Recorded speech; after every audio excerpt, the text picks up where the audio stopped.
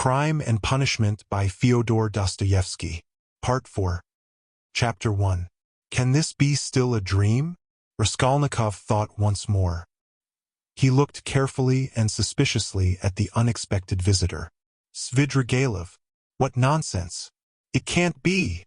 He said at last aloud in bewilderment. His visitor did not seem at all surprised at this exclamation. I've come to you for 2 reasons. In the first place, I wanted to make your personal acquaintance, as I have already heard a great deal about you that is interesting and flattering. Secondly, I cherish the hope that you may not refuse to assist me in a matter directly concerning the welfare of your sister, Avdotia Romanovna. For without your support she might not let me come near her now, for she is prejudiced against me, but with your assistance I reckon on. You reckon wrongly, interrupted Raskolnikov. They only arrived yesterday, may I ask you? Raskolnikov made no reply.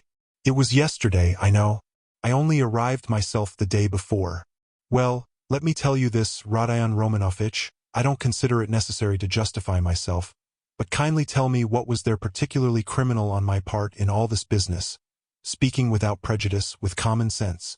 Raskolnikov continued to look at him in silence. That in my own house I persecuted a defenseless girl and insulted her with my infamous proposals. Is that it? I am anticipating you. But you've only to assume that I, too, am a man et nihil humanum. In a word, that I am capable of being attracted and falling in love, which does not depend on our will. Then everything can be explained in the most natural manner. The question is, am I a monster, or am I myself a victim? And what if I am a victim? In proposing to the object of my passion to elope with me to America or Switzerland, I may have cherished the deepest respect for her and may have thought that I was promoting our mutual happiness. Reason is the slave of passion, why, probably, I was doing more harm to myself than anyone. But that's not the point, Raskolnikov interrupted with disgust. It's simply that whether you are right or wrong, we dislike you. We don't want to have anything to do with you. We show you the door. Go out. Svidrigailov broke into a sudden laugh. But there's no getting round you, he said, laughing in the frankest way. I hope to get round you. But you took up the right line at once. But you are trying to get round me still. What of it? What of it? Cried Svidrigailov, laughing openly.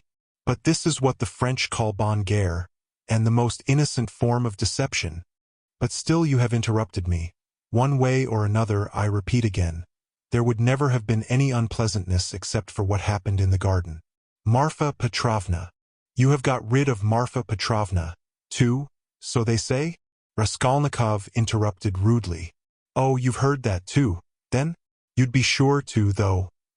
But as for your question, I really don't know what to say, though my own conscience is quite at rest on that score. Don't suppose that I am in any apprehension about it. All was regular and in order. The medical inquiry diagnosed apoplexy due to bathing immediately after a heavy dinner and a bottle of wine, and indeed it could have proved nothing else. But I'll tell you what I have been thinking to myself of late, on my way here in the train especially. Didn't I contribute to all that calamity morally, in a way, by irritation or something of the sort?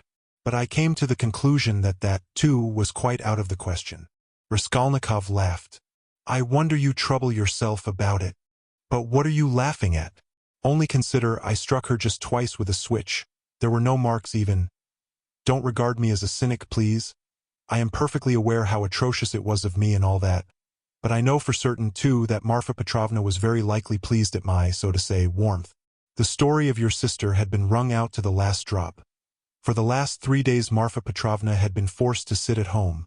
She had nothing to show herself with in the town. Besides, she had bored them so with that letter. You heard about her reading the letter. And all of a sudden those 2 switches fell from heaven. Her first act was to order the carriage to be got out. Not to speak of the fact that there are cases when women are very, very glad to be insulted in spite of all their show of indignation. There are instances of it with everyone. Human beings in general, indeed, greatly love to be insulted. Have you noticed that? But it's particularly so with women. One might even say it's their only amusement. At one time Raskolnikov thought of getting up and walking out and so finishing the interview. But some curiosity and even a sort of prudence made him linger for a moment. You are fond of fighting? He asked carelessly. No, not very, Svidrigailov answered calmly. And Marfa Petrovna and I scarcely ever fought. We lived very harmoniously, and she was always pleased with me. I only used the whip twice in all our 7 years, not counting a third occasion of a very ambiguous character.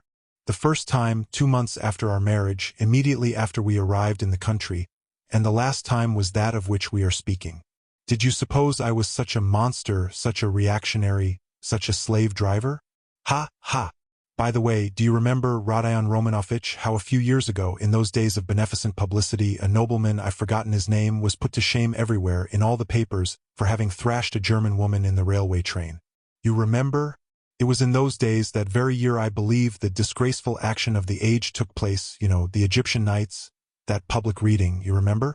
The dark eyes, Ah, the golden days of our youth. Where are they? Well, as for the gentleman who thrashed the German, I feel no sympathy with him, because after all, what need is there for sympathy? But I must say that there are sometimes such provoking Germans, that I don't believe there is a progressive who could quite answer for himself.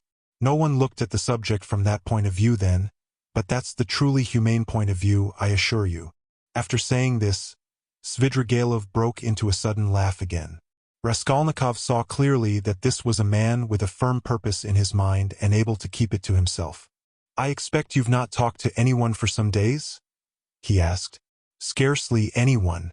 I suppose you are wondering at my being such an adaptable man." "No, I am only wondering at your being too adaptable a man. Because I am not offended at the rudeness of your questions? Is that it? But why take offense? As you asked, so I answered," he replied, with a surprising expression of simplicity. There's hardly anything I take interest in," he went on, as it were dreamily. "Especially now I've nothing to do. You are quite at liberty to imagine, though, that I am making up to you with a motive, particularly as I told you I want to see your sister about something. But I'll confess frankly, I am very much bored. The last 3 days especially, so I am delighted to see you.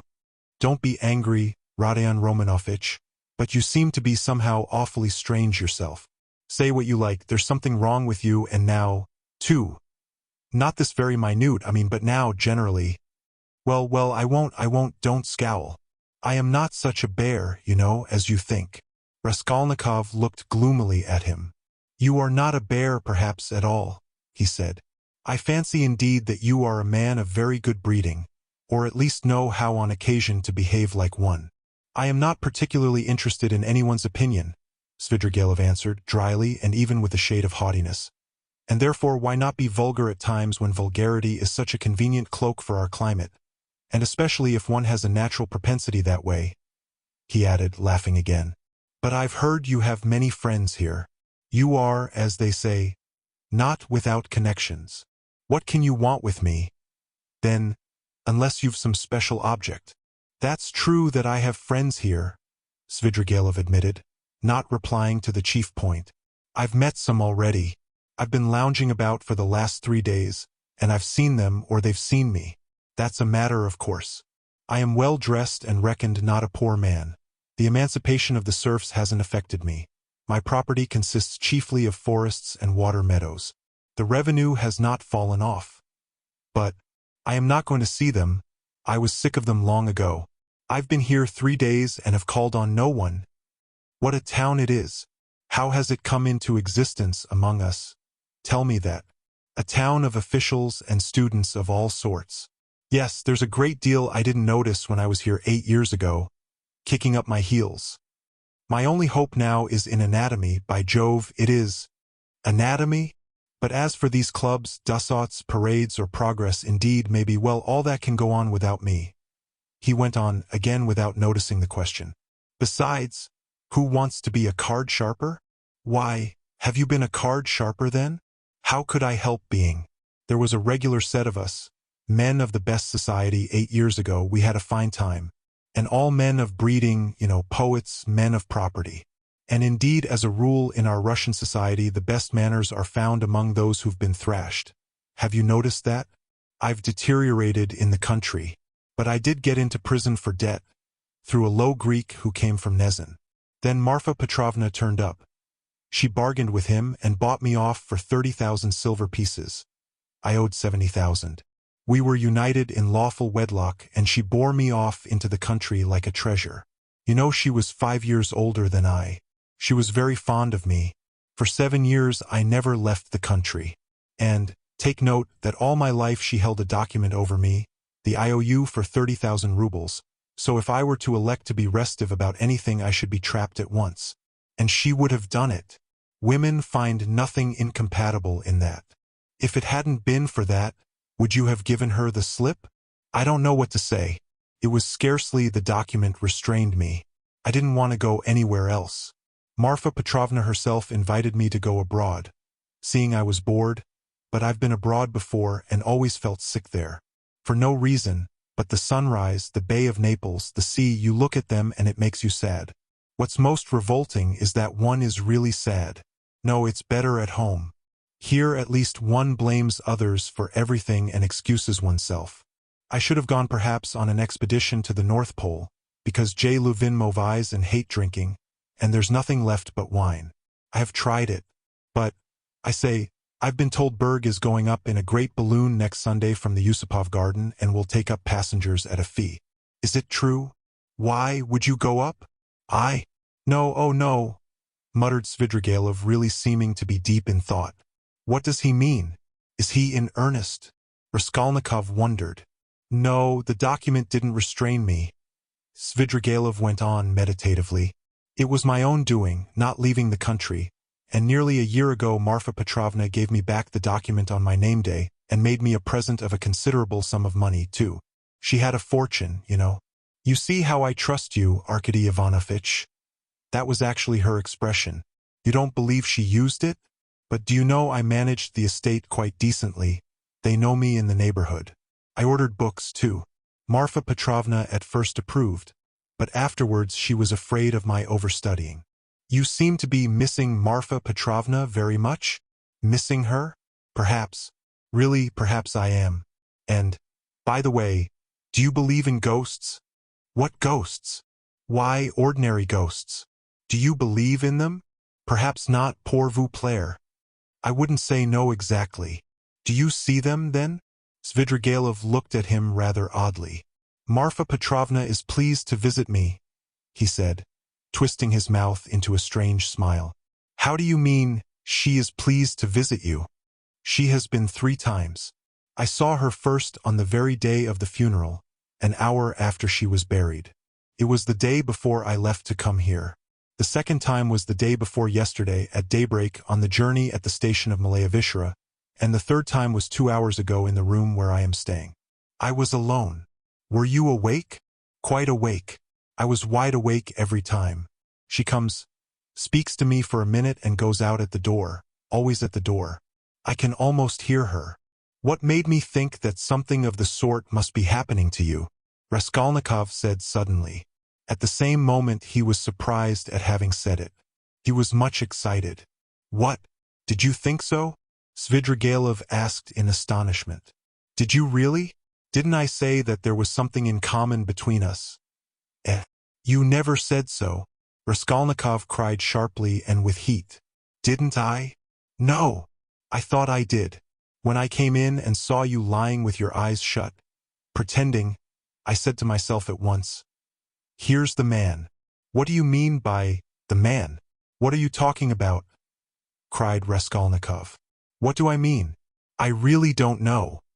Svidrigailov muttered ingenuously, as though he, too, were puzzled. For a minute they were silent. They stared in each other's faces. That's all nonsense, Raskolnikov shouted with vexation. What does she say when she comes to you? She. Would you believe it, she talks of the silliest trifles and... Man is a strange creature, it makes me angry. The first time she came in, I was tired, you know, the funeral service, the funeral ceremony, the lunch afterwards. At last I was left alone in my study. I lighted a cigar and began to think. She came in at the door. You've been so busy today, Arkady Ivanovitch, you have forgotten to wind the dining-room clock, she said. All those 7 years I've wound that clock every week, and if I forgot it she would always remind me. The next day I set off on my way here. I got out at the station at daybreak. I'd been asleep, tired out with my eyes half open. I was drinking some coffee. I looked up and there was suddenly Marfa Petrovna sitting beside me with a pack of cards in her hands. "Shall I tell your fortune for the journey, Arkady Ivanovitch?" She was a great hand at telling fortunes. I shall never forgive myself for not asking her to. I ran away in a fright, and, besides, the bell rang. I was sitting today, feeling very heavy after a miserable dinner from a cookshop. I was sitting smoking, all of a sudden Marfa Petrovna again. She came in very smart in a new green silk dress with a long train. "Good day, Arkady Ivanovitch. How do you like my dress? Aniska can't make like this." Aniska was a dressmaker in the country, one of our former serf girls who had been trained in Moscow, a pretty wench. She stood turning round before me. I looked at the dress, and then I looked carefully, very carefully, at her face. "I wonder you trouble to come to me about such trifles, Marfa Petrovna. Good gracious, you won't let one disturb you about anything." To tease her, I said, "I want to get married, Marfa Petrovna." "That's just like you, Arkady Ivanovitch. It does you very little credit to come looking for a bride when you've hardly buried your wife. And if you could make a good choice, at least, but I know it won't be for your happiness or hers, you will only be a laughingstock to all good people." Then she went out and her train seemed to rustle. "Isn't it nonsense, eh? But perhaps you are telling lies?" Raskolnikov put in. "I rarely lie," answered Svidrigailov thoughtfully, apparently not noticing the rudeness of the question. "And in the past, have you ever seen ghosts before?" "Why, yes, I have seen them, but only once in my life 6 years ago. I had a serf, Filka. Just after his burial I called out forgetting, 'Filka, my pipe!' He came in and went to the cupboard where my pipes were. I sat still and thought he is doing it out of revenge, because we had a violent quarrel just before his death. 'How dare you come in with a hole in your elbow?' I said. 'Go away, you scamp.' He turned and went out and never came again. I didn't tell Marfa Petrovna at the time. I wanted to have a service sung for him, but I was ashamed. 'You should go to a doctor.' 'I know I am not well without your telling me, though I don't know what's wrong. I believe I am 5 times as strong as you are. I didn't ask you whether you believe that ghosts are seen, but whether you believe that they exist.' 'No, I won't believe it,' Raskolnikov cried with positive anger. 'What do people generally say?' muttered Svidrigailov as though speaking to himself, looking aside and bowing his head. 'They say, you are ill, so what appears to you is only unreal fantasy. But that's not strictly logical. I agree that ghosts only appear to the sick, but that only proves that they are unable to appear except to the sick, not that they don't exist.' 'Nothing of the sort,' Raskolnikov insisted irritably. 'No? You don't think so?' Svidrigailov went on, looking at him deliberately. 'But what do you say to this argument? Help me with it. Ghosts are, as it were, shreds and fragments of other worlds, the beginning of them. A man in health has, of course, no reason to see them, because he is above all a man of this earth and is bound for the sake of completeness in order to live only in this life. But as soon as one is ill, as soon as the normal earthly order of the organism is broken, one begins to realize the possibility of another world. And the more seriously ill one is, the closer becomes one's contact with that other world, so that as soon as the man dies he steps straight into that world. I thought of that long ago. If you believe in a future life, you could believe in that, too.' 'I don't believe in a future life,' said Raskolnikov. Svidrigailov sat lost in thought. 'And what if there are only spiders there or something of that sort?' he said suddenly. 'He is a madman,' thought Raskolnikov. 'We always imagine eternity as something beyond our conception, something vast, vast. But why must it be vast? Instead of all that, what if it's one little room, like a bathhouse in the country, black and grimy and spiders in every corner, and that's all eternity is? I sometimes fancy it like that. Can it be you can imagine nothing juster and more comforting than that?' Raskolnikov cried, with a feeling of anguish. 'Juster? And how can we tell? Perhaps that is just. And do you know it's what I would certainly have made it?' answered Svidrigailov with a vague smile. This horrible answer sent a cold chill through Raskolnikov. Svidrigailov raised his head, looked at him, and suddenly began laughing. 'Only think,' he cried. Half an hour ago we had never seen each other, we regarded each other as enemies. There is a matter unsettled between us. We've thrown it aside, and away we've gone into the abstract. Wasn't I right in saying that we were birds of a feather? Kindly allow me, Raskolnikov went on irritably, to ask you to explain why you have honored me with your visit, and I am in a hurry, I have no time to waste. I want to go out. By all means, by all means. Your sister, Avdotya Romanovna, is going to be married to Mr. Luzin, Fyodor Petrovich. Can you refrain from any question about my sister and from mentioning her name? I can't understand how you dare utter her name in my presence, if you really are Svidrigailov. Why? But I've come here to speak about her. How can I avoid mentioning her? Very good, speak, but make haste. I am sure that you must have formed your own opinion of this Mr. Luzin, who is a connection of mine through my wife, if you have only seen him for half an hour, or heard any facts about him. He is no match for Avdotya Romanovna. I believe Avdotya Romanovna is sacrificing herself generously and imprudently for the sake of her family. I fancied from all I had heard of you that you would be very glad if the match could be broken off without the sacrifice of worldly advantages. Now I know you personally. I am convinced of it. All this is very naive. Excuse me, I should have said impudent on your part, said Raskolnikov. You mean to say that I am seeking my own ends. Don't be uneasy, Rodion Romanovich. If I were working for my own advantage, I would not have spoken out so directly. I am not quite a fool. I will confess something psychologically curious about that. Just now, defending my love for Avdotya Romanovna, I said I was myself the victim. Well, let me tell you that I've no feeling of love now, not the slightest, so that I wonder myself indeed, for I really did feel something. Through idleness and depravity, Raskolnikov put in. I certainly am idle and depraved, but your sister has such qualities that even I could not help being impressed by them. But that's all nonsense, as I see myself now. Have you seen that long? I began to be aware of it before, but was only perfectly sure of it the day before yesterday, almost at the moment I arrived in Petersburg. I still fancied in Moscow, though, that I was coming to try to get Avdotya Romanovna's hand and to cut out Mr. Luzin. Excuse me for interrupting you. Kindly be brief, and come to the object of your visit. I am in a hurry. I want to go out. With the greatest pleasure. On arriving here and determining on a certain journey, I should like to make some necessary preliminary arrangements. I left my children with an aunt. They are well provided for, and they have no need of me personally. And a nice father I should make, too. I have taken nothing but what Marfa Petrovna gave me a year ago. That's enough for me. Excuse me, I am just coming to the point. Before the journey which may come off, I want to settle Mr. Luzin, too. It's not that I detest him so much, but it was through him I quarreled with Marfa Petrovna when I learned that she had dished up this marriage.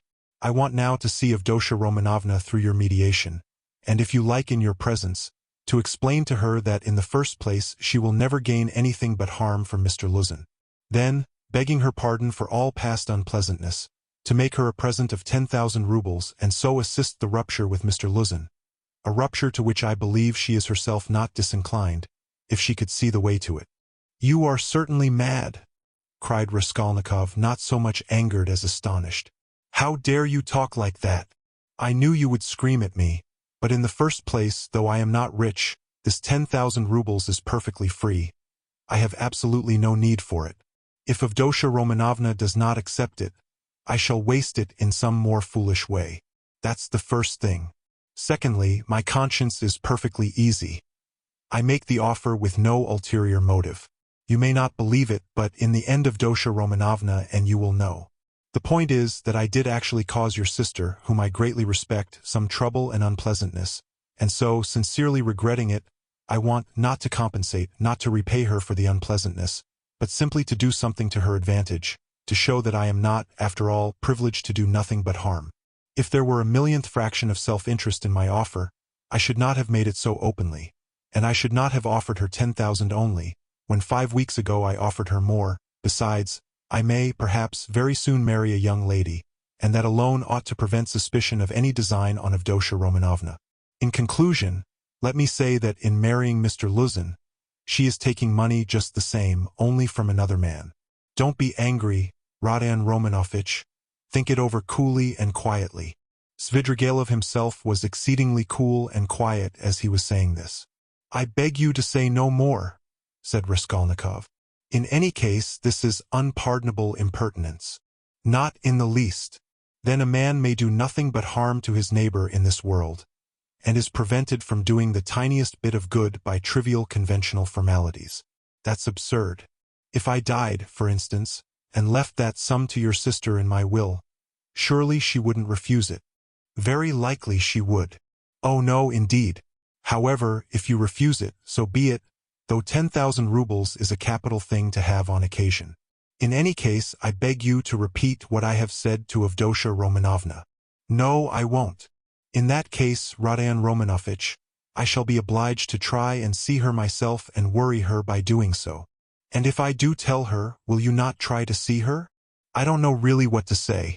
I should like very much to see her once more. Don't hope for it. I'm sorry, but you don't know me. Perhaps we may become better friends. You think we may become friends? And why not? Svidrigailov said, smiling. He stood up and took his hat. I didn't quite intend to disturb you, and I came here without reckoning on it, though I was very much struck by your face this morning. Where did you see me this morning? Raskolnikov asked uneasily. I saw you by chance. I kept fancying there is something about you like me. But don't be uneasy. I am not intrusive. I used to get on all right with card-sharpers, and I never bored Prince Sverby, a great personage who is a distant relation of mine, and I could write about Raphael's Madonna in Madame Prilukov's album, and I never left Marfa Petrovna's side for 7 years, and I used to stay the night at Vyazemsky's house in the Haymarket in the old days, and I may go up in a balloon with Berg, perhaps. Oh, all right. Are you starting soon on your travels? May I ask? What travels? Why, on that journey. You spoke of it yourself. A journey? Oh yes, I did speak of a journey. Well, that's a wide subject. If only you knew what you are asking. He added, and gave a sudden, loud, short laugh. Perhaps I'll get married instead of the journey. They're making a match for me. Here? Yes. How have you had time for that? But I am very anxious to see Avdotya Romanovna once. I earnestly beg it. Well, goodbye for the present. Oh yes, I have forgotten something. Tell your sister, Rodion Romanovich, that Marfa Petrovna remembered her in her will and left her 3,000 rubles. That's absolutely certain. Marfa Petrovna arranged it a week before her death, and it was done in my presence. Avdotya Romanovna will be able to receive the money in 2 or 3 weeks. Are you telling the truth? Yes, tell her. Well, your servant. I am staying very near you. As he went out, Svidrigailov ran up against Razumihin in the doorway. Chapter 2. It was nearly 8 o'clock. The 2 young men hurried to Bakliev's, to arrive before Luzin. Why, who was that? Asked Razumihin as soon as they were in the street. It was Svidrigailov, that landowner in whose house my sister was insulted when she was their governess. Through his persecuting her with his attentions, she was turned out by his wife, Marfa Petrovna. This Marfa Petrovna begged Dunia's forgiveness afterwards, and she's just died suddenly. It was of her we were talking this morning. I don't know why I'm afraid of that man. He came here at once after his wife's funeral. He is very strange, and is determined on doing something. We must guard Dunia from him. That's what I wanted to tell you. Do you hear? Guard her. What can he do to harm Avdotya Romanovna? Thank you, Rodia, for speaking to me like that. We will guard her. Where does he live? I don't know. Why didn't you ask? What a pity. I'll find out, though. Did you see him? Asked Raskolnikov after a pause. Yes, I noticed him. I noticed him well. You did really see him? You saw him clearly? Raskolnikov insisted. Yes, I remember him perfectly. I should know him in 1,000. I have a good memory for faces. They were silent again. H.M. That's all right, muttered Raskolnikov. Do you know, I keep thinking that it may have been an hallucination. What do you mean? I don't understand you. Well, you all say, Raskolnikov went on, twisting his mouth into a smile, that I am mad. I thought just now that perhaps I really am mad, and have only seen a phantom. What do you mean? Why, who can tell? Perhaps I am really mad, and perhaps everything that happened all these days may be only imagination. ACH Rodia, you have been upset again. But what did he say? What did he come for? Raskolnikov did not answer. Razumihin thought a minute. Now let me tell you my story, he began. I came to you, you were asleep. Then we had dinner, and then I went to Porfiry's. Zametov was still with him. I tried to begin, but it was no use. I couldn't speak in the right way. They don't seem to understand and can't understand, but are not a bit ashamed. I drew Porfiry to the window and began talking to him, but it was still no use. He looked away and I looked away. At last I shook my fist in his ugly face and told him as a cousin I'd brain him. He merely looked at me. I cursed and came away. That was all. It was very stupid. To Zametov I didn't say a word. But, you see, I thought I'd made a mess of it. But as I went downstairs a brilliant idea struck me. Why should we trouble? Of course if you were in any danger or anything, but why need you care? You needn't care a hang for them. We shall have a laugh at them afterwards. And if I were in your place I'd mystify them more than ever. How ashamed they'll be afterwards. Hang them. We can thrash them afterwards. But let's laugh at them now. To be sure, answered Raskolnikov. But what will you say tomorrow? He thought to himself.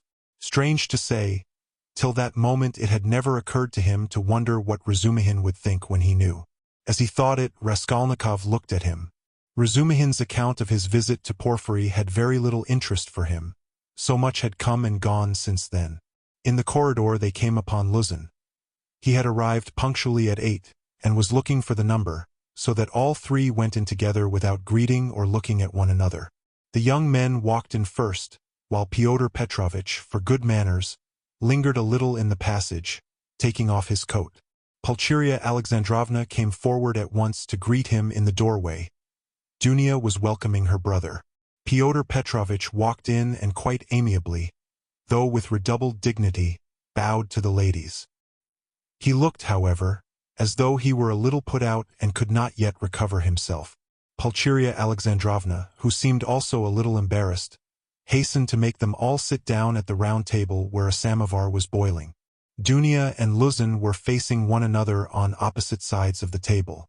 Razumihin and Raskolnikov were facing Pulcheria Alexandrovna. Razumihin was next to Luzin and Raskolnikov was beside his sister. A moment's silence followed. Fyodor Petrovich deliberately drew out a cambric handkerchief reeking of scent and blew his nose with an air of a benevolent man who felt himself slighted, and was firmly resolved to insist on an explanation. In the passage the idea had occurred to him to keep on his overcoat and walk away, and so give the two ladies a sharp and emphatic lesson and make them feel the gravity of the position. But he could not bring himself to do this.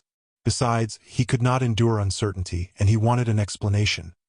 If his request had been so openly disobeyed, there was something behind it, and in that case it was better to find it out beforehand. It rested with him to punish them, and there would always be time for that. "I trust you had a favorable journey?" he inquired officially of Pulcheria Alexandrovna. "Oh, very, Fyodor Petrovich. I am gratified to hear it. And Avdotya Romanovna is not overfatigued either. I am young and strong, I don't get tired, but it was a great strain for Mother," answered Dunya. "That's unavoidable. Our national railways are of terrible length. Mother Russia, as they say, is a vast country. In spite of all my desire to do so, I was unable to meet you yesterday. But I trust all passed off without inconvenience." "Oh no, Fyodor Petrovich, it was all terribly disheartening," Pulcheria Alexandrovna hastened to declare with peculiar intonation. "And if Dmitri Prokofitch had not been sent us, I really believe by God himself we should have been utterly lost. Here he is, Dmitri Prokofitch Razumihin," she added, introducing him to Luzin. "I had the pleasure—" "Yesterday?" muttered Fyodor Petrovich with a hostile glance sidelong at Razumihin. Then he scowled and was silent. Fyodor Petrovich belonged to that class of persons, on the surface very polite in society, who make a great point of punctiliousness, but who, Directly they are crossed in anything, are completely disconcerted, and become more like sacks of flour than elegant and lively men of society. Again all was silent. Raskolnikov was obstinately mute. Avdotya Romanovna was unwilling to open the conversation too soon. Razumihin had nothing to say, so Pulcheria Alexandrovna was anxious again. "Marfa Petrovna is dead, have you heard?" She began, having recourse to her leading item of conversation. "To be sure, I heard so. I was immediately informed, and I have come to make you acquainted with the fact that Arkady Ivanovich Svidrigailov set off in haste for Petersburg immediately after his wife's funeral. So at least I have excellent authority for believing." "To Petersburg? Here?" Dunya asked in alarm and looked at her mother. "Yes, indeed, and doubtless not without some design. Having in view the rapidity of his departure, and all the circumstances preceding it." "Good heavens! Won't he leave Dunya in peace even here?" cried Pulcheria Alexandrovna. "I imagine that neither you nor Avdotya Romanovna have any grounds for uneasiness, unless, of course, you are yourselves desirous of getting into communication with him. For my part, one am on my guard, and am now discovering where he is lodging. Oh, Fyodor Petrovich, you would not believe what a fright you have given me," Pulcheria Alexandrovna went on. "I've only seen him twice, but I thought him terrible, terrible. I am convinced that he was the cause of Marfa Petrovna's death. It's impossible to be certain about that. I have precise information. I do not dispute that he may have contributed to accelerate the course of events by the moral influence, so to say, of the affront. But as to the general conduct and moral characteristics of that personage, I am in agreement with you. I do not know whether he is well off now, and precisely what Marfa Petrovna left him. This will be known to me within a very short period. But no doubt here in Petersburg, if he has any pecuniary resources, he will relapse at once into his old ways. He is the most depraved and abjectly vicious specimen of that class of men.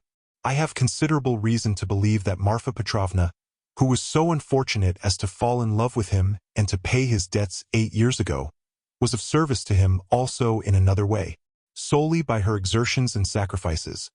A criminal charge, involving an element of fantastic and homicidal brutality for which he might well have been sentenced to Siberia, was hushed up. That's the sort of man he is, if you care to know. "Good heavens!" cried Pulcheria Alexandrovna. Raskolnikov listened attentively. "Are you speaking the truth when you say that you have good evidence of this?" Dunya asked sternly and emphatically. "I only repeat what I was told in secret by Marfa Petrovna. I must observe that from the legal point of view the case was far from clear. There was, and I believe still is, living here a woman called Reslich, a foreigner, who lent small sums of money at interest and did other commissions, and with this woman Svidrigailov had for a long while close and mysterious relations. She had a relation, a niece I believe, living with her, a deaf and dumb girl of 15, or perhaps not more than 14. Reslich hated this girl, and grudged her every crust. She used to beat her mercilessly. One day the girl was found hanging in the garret. At the inquest the verdict was suicide.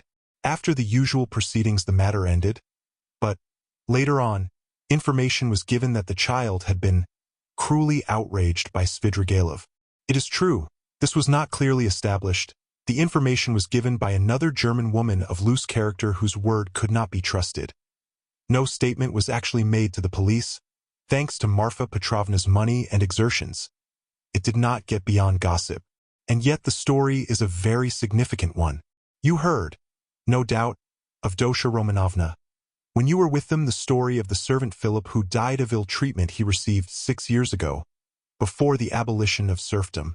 I heard, on the contrary, that this Philip hanged himself.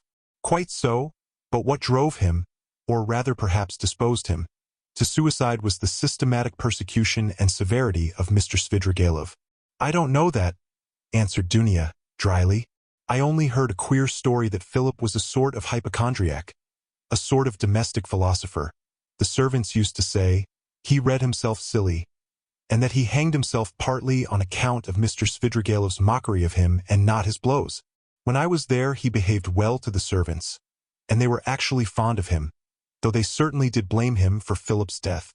I perceive, Avdotya Romanovna, that you seem disposed to undertake his defense all of a sudden. Luzin observed, twisting his lips into an ambiguous smile. There's no doubt that he is an astute man, and insinuating where ladies are concerned, of which Marfa Petrovna, who has died so strangely, is a terrible instance. My only desire has been to be of service to you and your mother with my advice, in view of the renewed efforts which may certainly be anticipated from him. For my part, it's my firm conviction that he will end in a debtor's prison again. Marfa Petrovna had not the slightest intention of settling anything substantial on him, having regard for his children's interests, and, if she left him anything, it would only be the merest sufficiency, something insignificant and ephemeral, which would not last a year for a man of his habits. Fyodor Petrovich, I beg you, said Dunya, say no more of Mr. Svidrigailov. It makes me miserable. He has just been to see me, said Raskolnikov, breaking his silence for the first time. There were exclamations from all, and they all turned to him. Even Fyodor Petrovich was roused. An hour and a half ago, he came in when I was asleep, waked me, and introduced himself. Raskolnikov continued. He was fairly cheerful and at ease, and quite hopes that we shall become friends. He is particularly anxious, by the way, Dunya, for an interview with you, at which he asked me to assist. He has a proposition to make to you, and he told me about it. He told me, too, that a week before her death Marfa Petrovna left you 3,000 rubles in her will, Dunya, and that you can receive the money very shortly. Thank God! Cried Pulcheria Alexandrovna, crossing herself. Pray for her soul, Dunya. It's a fact, broke from Luzin. Tell us, what more? Dunya urged Raskolnikov. Then he said that he wasn't rich and all the estate was left to his children who are now with an aunt. Then that he was staying somewhere not far from me. But where? I don't know. I didn't ask. But what does he want to propose to Dunya? Cried Pulcheria Alexandrovna in a fright. Did he tell you?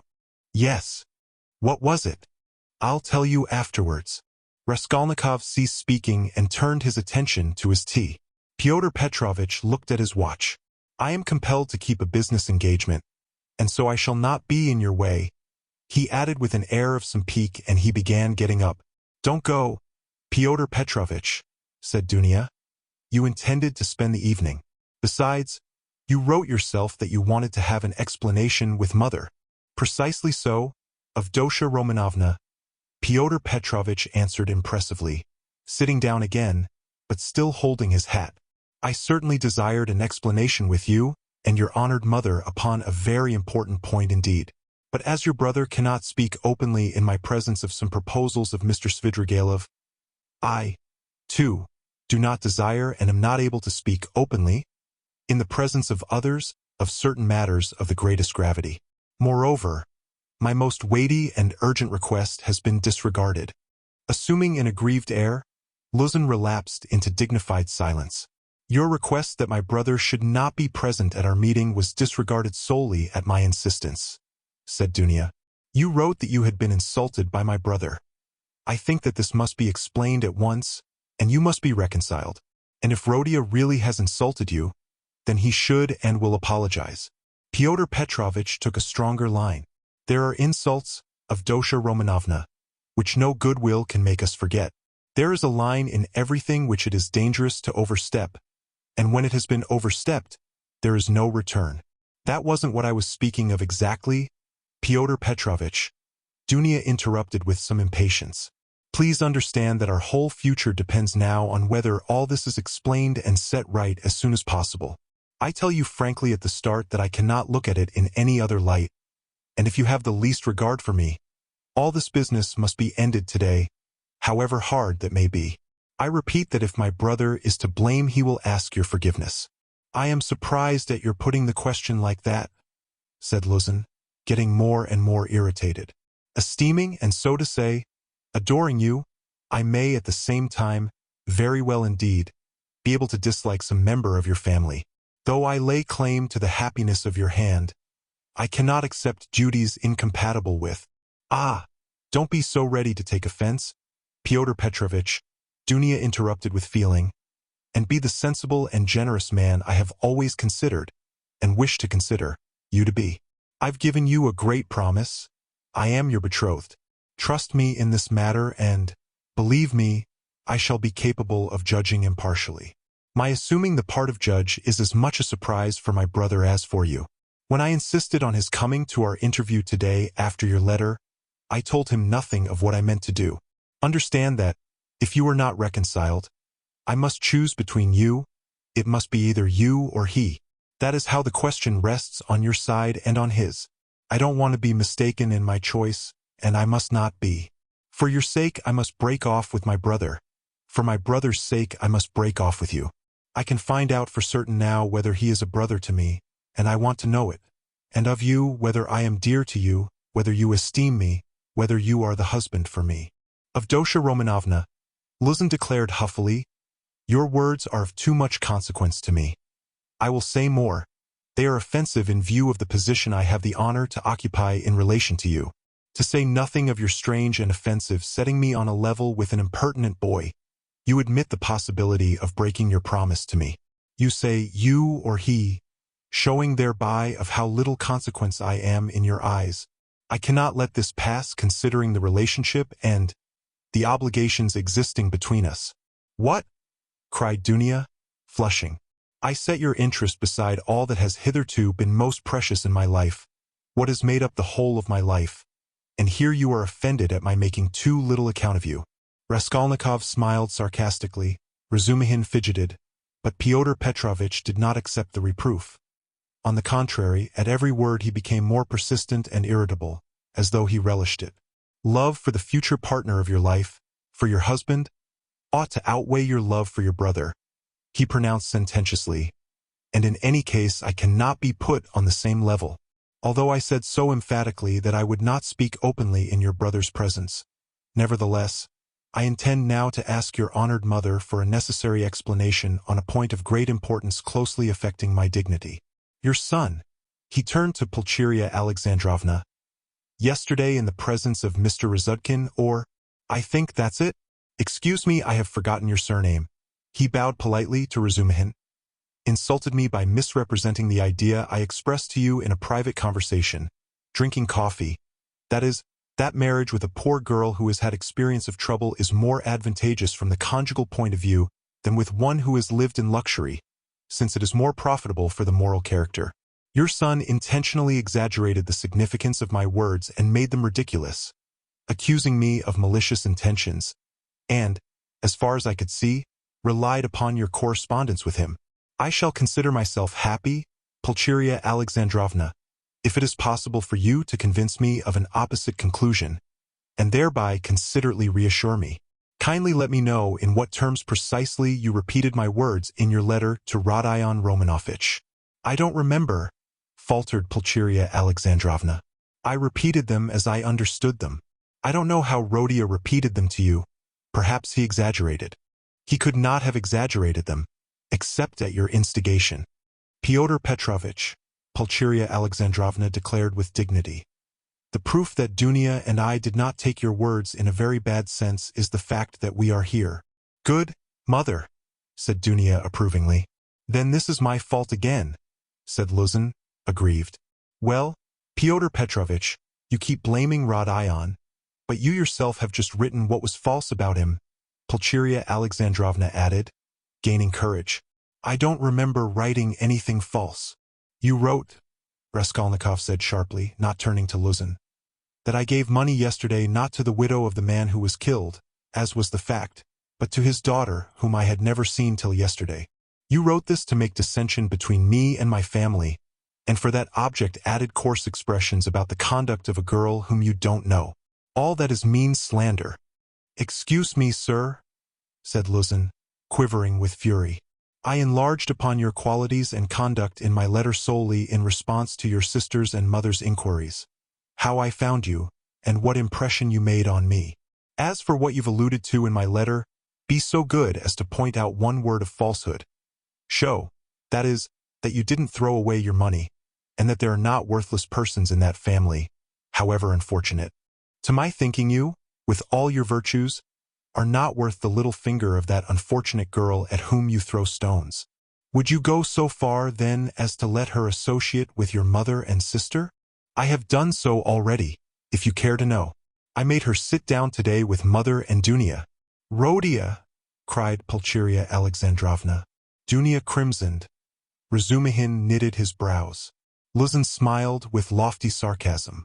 "You may see for yourself, Avdotya Romanovna," he said, "whether it is possible for us to agree. I hope now that this question is at an end, once and for all. I will withdraw, that I may not hinder the pleasures of family intimacy and the discussion of secrets." He got up from his chair and took his hat. "But in withdrawing, I venture to request that for the future I may be spared similar meetings, and, so to say, compromises. I appeal particularly to you, honored Pulcheria Alexandrovna, on this subject, the more as my letter was addressed to you and to no one else." Pulcheria Alexandrovna was a little offended. "You seem to think we are completely under your authority, Fyodor Petrovich. Dunia has told you the reason your desire was disregarded. She had the best intentions. And indeed you write as though you were laying commands upon me. Are we to consider every desire of yours as a command? Let me tell you on the contrary that you ought to show particular delicacy and consideration for us now, because we have thrown up everything, and have come here relying on you, and so we are in any case in a sense in your hands." "That is not quite true, Pulcheria Alexandrovna, especially at the present moment, when the news has come of Marfa Petrovna's legacy, which seems indeed very apropos, judging from the new tone you take to me," he added sarcastically. "Judging from that remark, we may certainly presume that you were reckoning on our helplessness," Dunia observed irritably. "But now in any case I cannot reckon on it, and I particularly desire not to hinder your discussion of the secret proposals of Arkady Ivanovich Svidrigailov, which he has entrusted to your brother and which have, I perceive, a great and possibly a very agreeable interest for you." "Good heavens!" cried Pulcheria Alexandrovna. Razumihin could not sit still on his chair. "Aren't you ashamed now, sister?" asked Raskolnikov. "I am ashamed, Rodia," said Dunia. "Fyodor Petrovich, go away." She turned to him, white with anger. Fyodor Petrovich had apparently not at all expected such a conclusion. He had too much confidence in himself, in his power and in the helplessness of his victims. He could not believe it even now. He turned pale and his lips quivered. "Avdotya Romanovna, if I go out of this door now, after such a dismissal, then, you may reckon on it, I will never come back. Consider what you are doing. My word is not to be shaken." "What insolence!" cried Dunia, springing up from her seat. "I don't want you to come back again." "What? So that's how it stands?" cried Luzin, utterly unable to the last moment to believe in the rupture, and so completely thrown out of his reckoning now. "So that's how it stands. But do you know, Avdotya Romanovna, that I might protest. What right have you to speak to her like that?" Pulcheria Alexandrovna intervened hotly. "And what can you protest about? What rights have you? Am I to give my Dunia to a man like you? Go away. Leave us altogether. We are to blame for having agreed to a wrong action, and I above all." "But you have bound me, Pulcheria Alexandrovna," Luzin stormed in a frenzy. "By your promise, and now you deny it and, besides, I have been led, on account of that, into expenses." This last complaint was so characteristic of Fyodor Petrovich that Raskolnikov, pale with anger and with the effort of restraining it, could not help breaking into laughter. But Pulcheria Alexandrovna was furious. "Expenses? What expenses? Are you speaking of our trunk? But the conductor brought it for nothing for you. Mercy on us. We have bound you. What are you thinking about, Fyodor Petrovich? It was you bound us hand and foot, not we." "Enough, mother, no more please," Avdotya Romanovna implored. "Fyodor Petrovich, do be kind and go." "I am going, but one last word," he said, quite unable to control himself. "Your mamma seems to have entirely forgotten that I made up my mind to take you, so to speak, after the gossip of the town had spread all over the district in regard to your reputation. Disregarding public opinion for your sake and reinstating your reputation, I certainly might very well reckon on a fitting return, and might indeed look for gratitude on your part. And my eyes have only now been opened. I see myself that I may have acted very, very recklessly in disregarding the universal verdict. Does the fellow want his head smashed?" cried Razumihin, jumping up. "You are a mean and spiteful man," cried Dunya. "Not a word, not a movement," cried Raskolnikov, holding Razumihin back. Then going close up to Luzin, "Kindly leave the room," he said quietly and distinctly. "And not a word more or—" Fyodor Petrovich gazed at him for some seconds with a pale face that worked with anger. Then he turned, went out, and rarely has any man carried away in his heart such vindictive hatred as he felt against Raskolnikov. Him, and him alone, he blamed for everything. It is noteworthy that as he went downstairs he still imagined that his case was perhaps not utterly lost, and that, so far as the ladies were concerned, all might very well indeed be set right again. Chapter 3. The fact was that up to the last moment he had never expected such an ending. He had been overbearing to the last degree, never dreaming that two destitute and defenseless women could escape from his control. This conviction was strengthened by his vanity and conceit, a conceit to the point of fatuity. Fyodor Petrovich, who had made his way up from insignificance, was morbidly given to self-admiration, had the highest opinion of his intelligence and capacities, and sometimes even gloated in solitude over his image in the glass. But what he loved and valued above all was the money he had amassed by his labor, and by all sorts of devices. That money made him the equal of all who had been his superiors. When he had bitterly reminded Dunya that he had decided to take her in spite of evil report, Fyodor Petrovich had spoken with perfect sincerity and had, indeed, felt genuinely indignant at such black ingratitude. And yet, when he made Dunya his offer, he was fully aware of the groundlessness of all the gossip. The story had been everywhere contradicted by Marfa Petrovna, and was by then disbelieved by all the townspeople, who were warm in Dunya's defense. And he would not have denied that he knew all that at the time. Yet he still thought highly of his own resolution in lifting Dunya to his level and regarded it as something heroic. In speaking of it to Dunya, he had let out the secret feeling he cherished and admired, and he could not understand that others should fail to admire it too. He had called on Raskolnikov with the feelings of a benefactor who was about to reap the fruits of his good deeds and to hear agreeable flattery. And as he went downstairs now, he considered himself most undeservedly injured and unrecognized. Dunya was simply essential to him. To do without her was unthinkable. For many years he had had voluptuous dreams of marriage, but he had gone on waiting and amassing money. He brooded with relish, in profound secret, over the image of a girl virtuous, poor, she must be poor, very young, very pretty, of good birth and education, very timid, one who had suffered much and was completely humbled before him, one who would all her life look on him as her savior, worship him, admire him and only him. How many scenes, how many amorous episodes he had imagined on this seductive and playful theme, when his work was over, and, behold, the dream of so many years was all but realized. The beauty and education of Avdotya Romanovna had impressed him. Her helpless position had been a great allurement. In her he had found even more than he dreamed of. Here was a girl of pride, character, virtue, of education and breeding superior to his own. He felt that. And this creature would be slavishly grateful all her life for his heroic condescension, and would humble herself in the dust before him, and he would have absolute, unbounded power over her. Not long before, he had, too, after long reflection and hesitation, made an important change in his career and was now entering on a wider circle of business. With this change his cherished dreams of rising into a higher class of society seemed likely to be realized.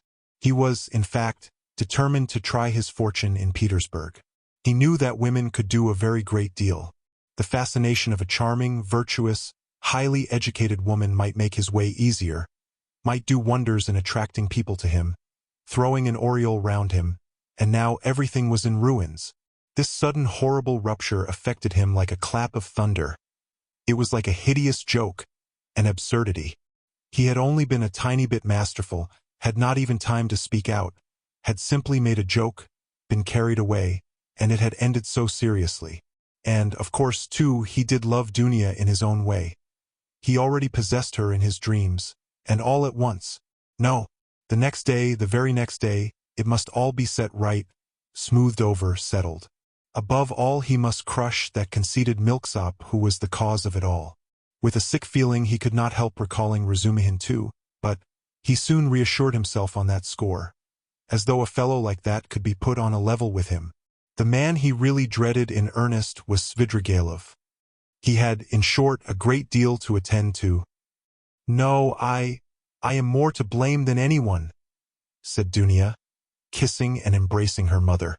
"I was tempted by his money, but on my honor, brother, I had no idea he was such a base man. If I had seen through him before, nothing would have tempted me. Don't blame me, brother. God has delivered us. God has delivered us," Pulcheria Alexandrovna muttered, but half-consciously, as though scarcely able to realize what had happened. They were all relieved, and in 5 minutes they were laughing. Only now and then Dunia turned white and frowned, remembering what had passed. Pulcheria Alexandrovna was surprised to find that she, too, was glad. She had only that morning thought rupture with Luzin a terrible misfortune. Razumihin was delighted. He did not yet dare to express his joy fully, but he was in a fever of excitement as though a ton weight had fallen off his heart. Now he had the right to devote his life to them, to serve them. Anything might happen now, but he felt afraid to think of further possibilities and dared not let his imagination range. But Raskolnikov sat still in the same place, almost sullen and indifferent. Though he had been the most insistent on getting rid of Luzin, he seemed now the least concerned at what had happened. Dunia could not help thinking that he was still angry with her, and Pulcheria Alexandrovna watched him timidly. "What did Svidrigailov say to you?" said Dunia, approaching him. "Yes, yes," cried Pulcheria Alexandrovna. Raskolnikov raised his head. "He wants to make you a present of 10,000 rubles, and he desires to see you once in my presence." "See her? On no account!" cried Pulcheria Alexandrovna. "And how dare he offer her money?" Then Raskolnikov repeated, rather dryly, his conversation with Svidrigailov, omitting his account of the ghostly visitations of Marfa Petrovna, wishing to avoid all unnecessary talk. "What answer did you give him?" asked Dunia. "At first I said I would not take any message to you. Then he said that he would do his utmost to obtain an interview with you without my help. He assured me that his passion for you was a passing infatuation. Now he has no feeling for you. He doesn't want you to marry Luzin." His talk was altogether rather muddled. "How do you explain him to yourself, Rodia? How did he strike you?" "I must confess I don't quite understand him. He offers you 10,000, and yet says he is not well off. He says he is going away, and in 10 minutes he forgets he has said it. Then he says he is going to be married and has already fixed on the girl. No doubt he has a motive, and probably a bad one. But it's odd that he should be so clumsy about it if he had any designs against you. Of course, I refused this money on your account, once for all. Altogether, I thought him very strange. One might almost think he was mad. But I may be mistaken. That may only be the part he assumes. The death of Marfa Petrovna seems to have made a great impression on him." "God rest her soul," exclaimed Pulcheria Alexandrovna. "I shall always, always pray for her. Where should we be now, Dunia, without this 3,000? It's as though it had fallen from heaven.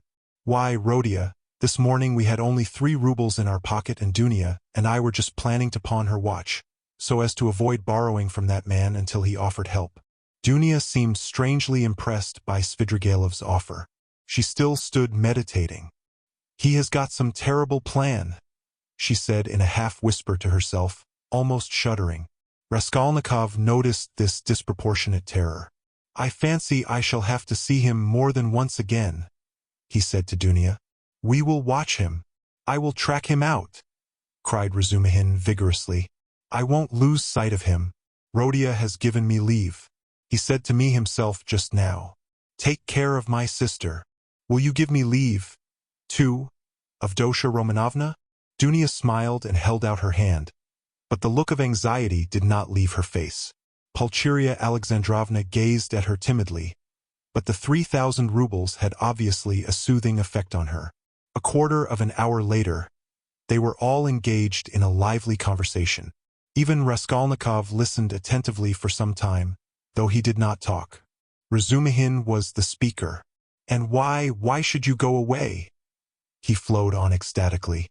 And what are you to do in a little town? The great thing is, you are all here together and you need one another. You do need one another, believe me. For a time, anyway.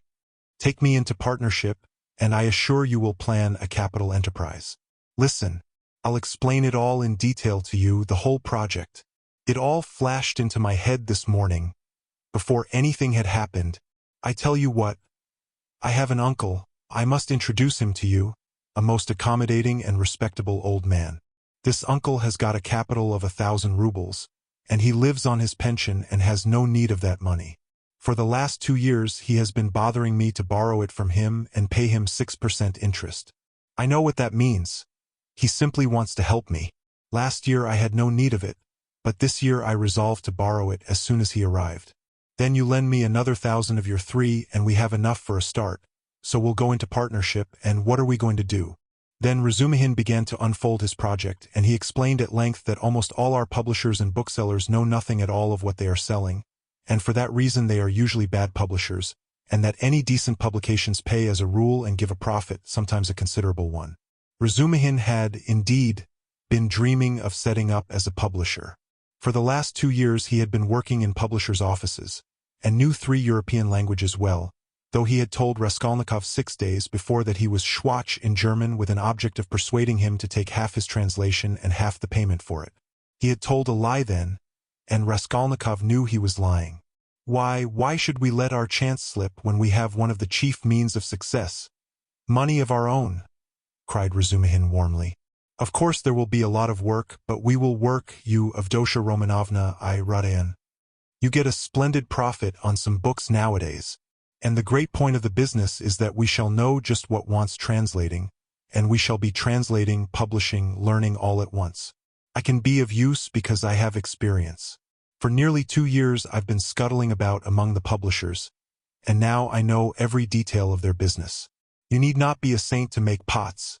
Believe me. And why should we let our chance slip? Why, I know, and I kept the secret 2 or 3 books which one might get 100 rubles simply for thinking of translating and publishing. Indeed, and I would not take 500 for the very idea of one of them. And what do you think? If I were to tell a publisher, I dare say he'd hesitate. They are such blockheads. And as for the business side, printing, paper, selling, you trust to me, I know my way about. We'll begin in a small way and go on to a large. In any case, it will get us our living, and we shall get back our capital. Dunia's eyes shone. I like what you are saying, Dmitri Prokofitch, she said. I know nothing about it, of course, put in Pulcheria Alexandrovna. It may be a good idea, but again God knows. It's new and untried. Of course, we must remain here at least for a time. She looked at Rodia. What do you think, brother? Said Dunia. I think he's got a very good idea, he answered. Of course, it's too soon to dream of a publishing firm, but we certainly might bring out 5 or 6 books and be sure of success. I know of one book myself which would be sure to go well, and as for his being able to manage it, there's no doubt about that either. He knows the business. But we can talk it over later. Hurrah! Cried Razumihin. Now stay, there's a flat here in this house, belonging to the same owner. There's a special flat apart, not communicating with these lodgings. It's furnished, rent moderate, 3 rooms. Suppose you take them to begin with. I'll pawn your watch tomorrow and bring you the money, and everything can be arranged then. You can all 3 live together, and Rodia will be with you. But where are you off to, Rodia? What Rodia? You are going already? Pulcheria Alexandrovna asked in dismay. At such a minute? Cried Razumihin. Dunia looked at her brother with incredulous wonder. He held his cap in his hand. He was preparing to leave them. One would think you were burying me or saying goodbye forever, he said somewhat oddly. He attempted to smile, but it did not turn out a smile. But who knows? Perhaps it is the last time we shall see each other. He let slip accidentally. It was what he was thinking, and it somehow was uttered aloud. What is the matter with you? Cried his mother. Where are you going, Rodia? Asked Dunia rather strangely. Oh, I'm quite obliged to, he answered vaguely, as though hesitating what he would say. But there was a look of sharp determination in his white face. I meant to say, as I was coming here, I meant to tell you, mother, and you, Dunia, that it would be better for us to part for a time. I feel ill. I am not at peace. I will come afterwards. I will come of myself. When it's possible. I remember you and love you. Leave me alone. I decided this even before. I'm absolutely resolved on it. Whatever may come to me, whether I come to ruin or not, I want to be alone. Forget me altogether, it's better. Don't inquire about me. When I can, I'll come of myself, or I'll send for you. Perhaps it will all come back. But now if you love me, give me up. Else I shall begin to hate you. I feel it. Goodbye. Good God! Cried Pulcheria Alexandrovna. Both his mother and his sister were terribly alarmed.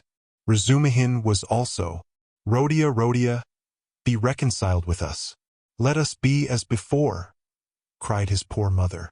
He turned slowly to the door and slowly went out of the room. Dunia overtook him. Brother, what are you doing to mother? She whispered, her eyes flashing with indignation. He looked dully at her. No matter, I shall come. I'm coming, he muttered in an undertone, as though not fully conscious of what he was saying, and he went out of the room. Wicked, heartless egoist, cried Dunia. He is insane, but not heartless. He is mad. Don't you see it? You're heartless after that. Razumihin whispered in her ear, squeezing her hand tightly. I shall be back directly, he shouted to the horror-stricken mother, and he ran out of the room. Raskolnikov was waiting for him at the end of the passage. I knew you would run after me, he said. Go back to them. Be with them. Be with them tomorrow and always. Perhaps I shall come, if I can. Goodbye. And without holding out his hand, he walked away. But where are you going? What are you doing? What's the matter with you? How can you go on like this? Razumihin muttered, at his wit's end. Raskolnikov stopped once more. Once for all, never ask me about anything. I have nothing to tell you. Don't come to see me. Maybe I'll come here. Leave me, but don't leave them. Do you understand me? It was dark in the corridor. They were standing near the lamp. For a minute they were looking at one another in silence. Razumihin remembered that minute all his life. Raskolnikov's burning and intent eyes grew more penetrating every moment, piercing into his soul, into his consciousness. Suddenly Razumihin started. Something strange, as it were, passed between them. Some idea, some hint, as it were, slipped, something awful, hideous, and suddenly understood on both sides. Razumihin turned pale. Do you understand now? Said Raskolnikov, his face twitching nervously. Go back, go to them, he said suddenly, and turning quickly, he went out of the house.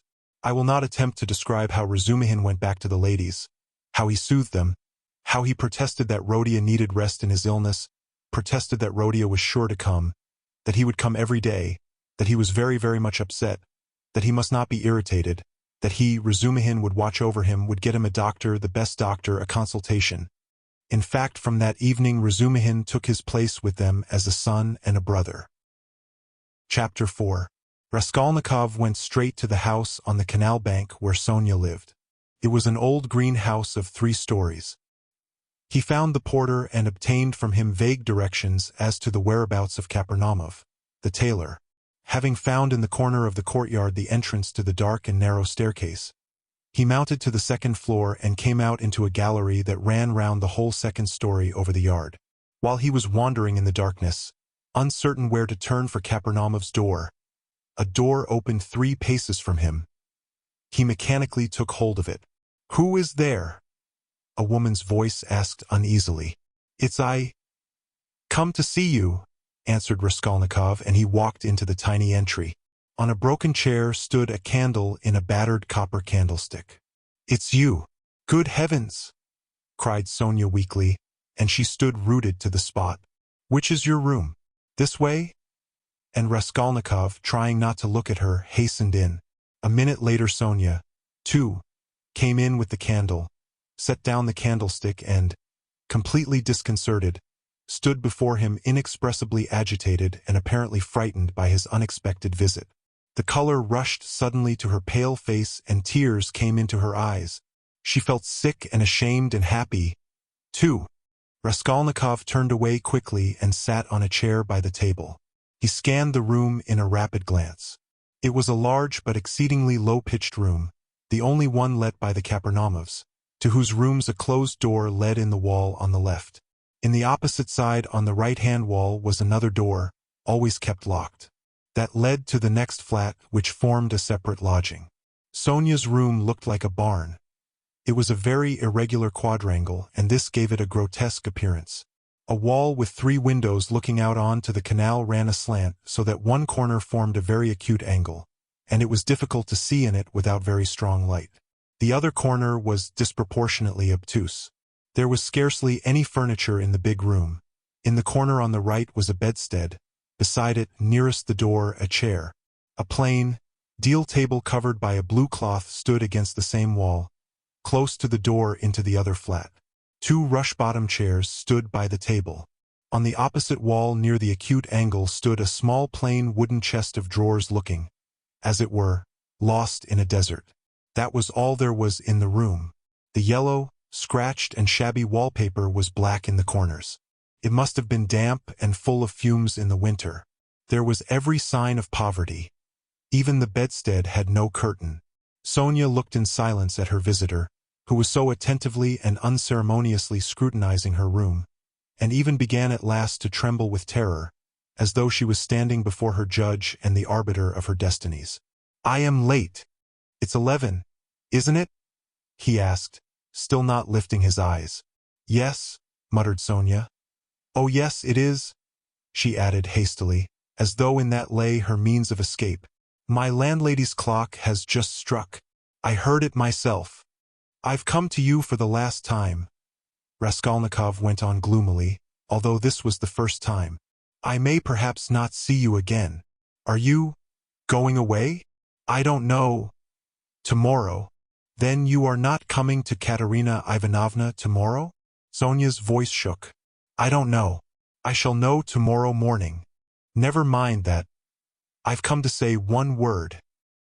He raised his brooding eyes to her and suddenly noticed that he was sitting down while she was all the while standing before him.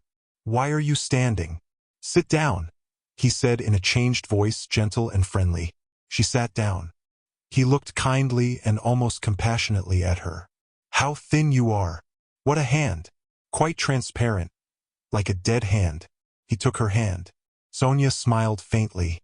"I have always been like that," she said. "Even when you lived at home?" "Yes. Of course you were," he added abruptly, and the expression of his face and the sound of his voice changed again suddenly. He looked round him once more. "You rent this room from the Kapernamovs?" "Yes." "They live there, through that door?" "Yes." "They have another room like this? All in one room?" "Yes." "I should be afraid in your room at night," he observed gloomily. "They are very good people, very kind," answered Sonia, who still seemed bewildered.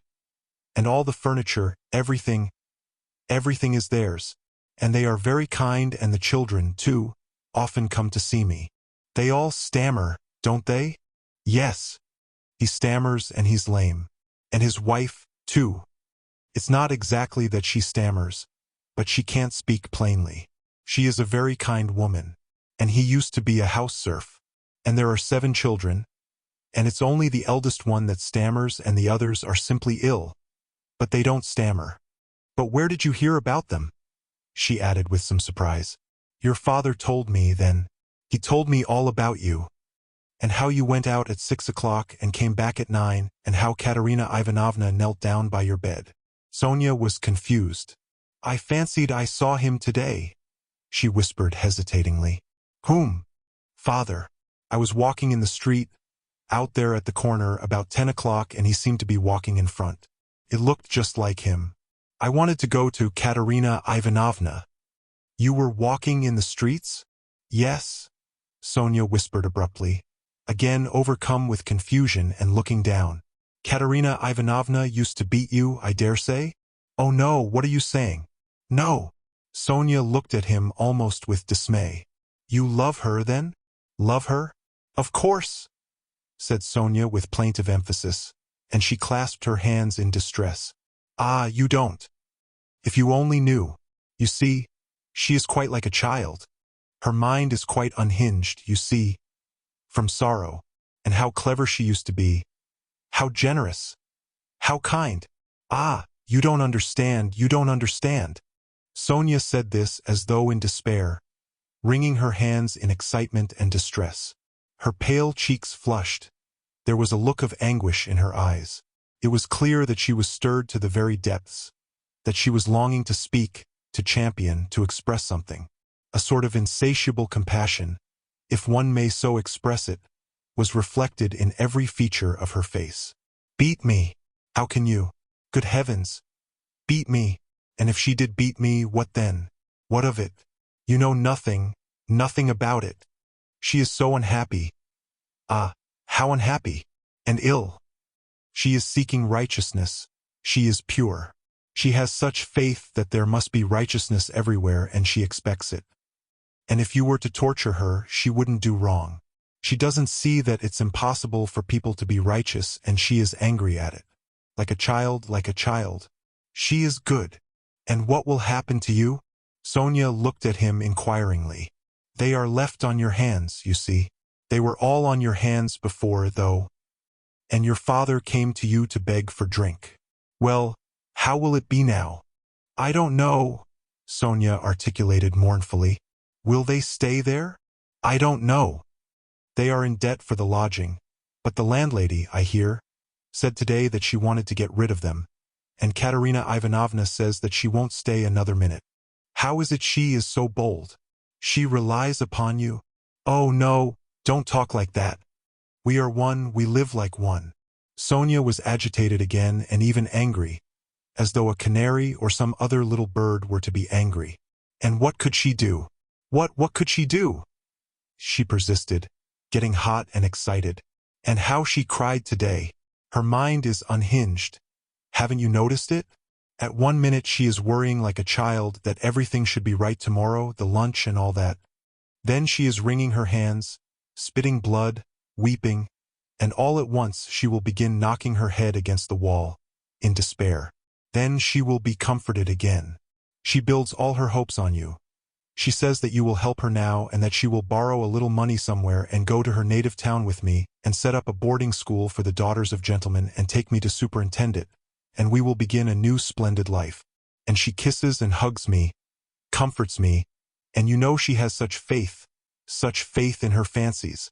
One can't contradict her. And all the day long she has been washing, cleaning, mending. She dragged the wash tub into the room with her feeble hands and sank on the bed, gasping for breath. We went this morning to the shops to buy shoes for Polenka and Lida, for theirs are quite worn out. Only the money we'd reckoned wasn't enough, not nearly enough. And she picked out such dear little boots, for she has taste, you don't know. And there in the shop she burst out crying before the shopmen because she hadn't enough. Ah, it was sad to see her. Well, after that I can understand your living like this, Raskolnikov said with a bitter smile. And aren't you sorry for them? Aren't you sorry? Sonia flew at him again. Why, I know, you gave your last penny yourself, though you'd seen nothing of it. And if you'd seen everything, oh dear! And how often I've brought her to tears. Only last week.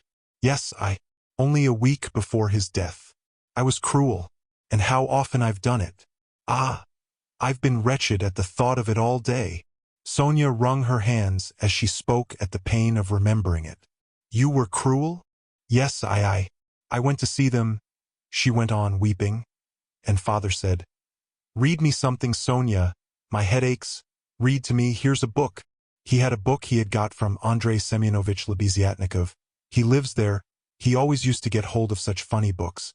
And I said, I can't stay, as I didn't want to read, and I'd gone in chiefly to show Katerina Ivanovna some collars.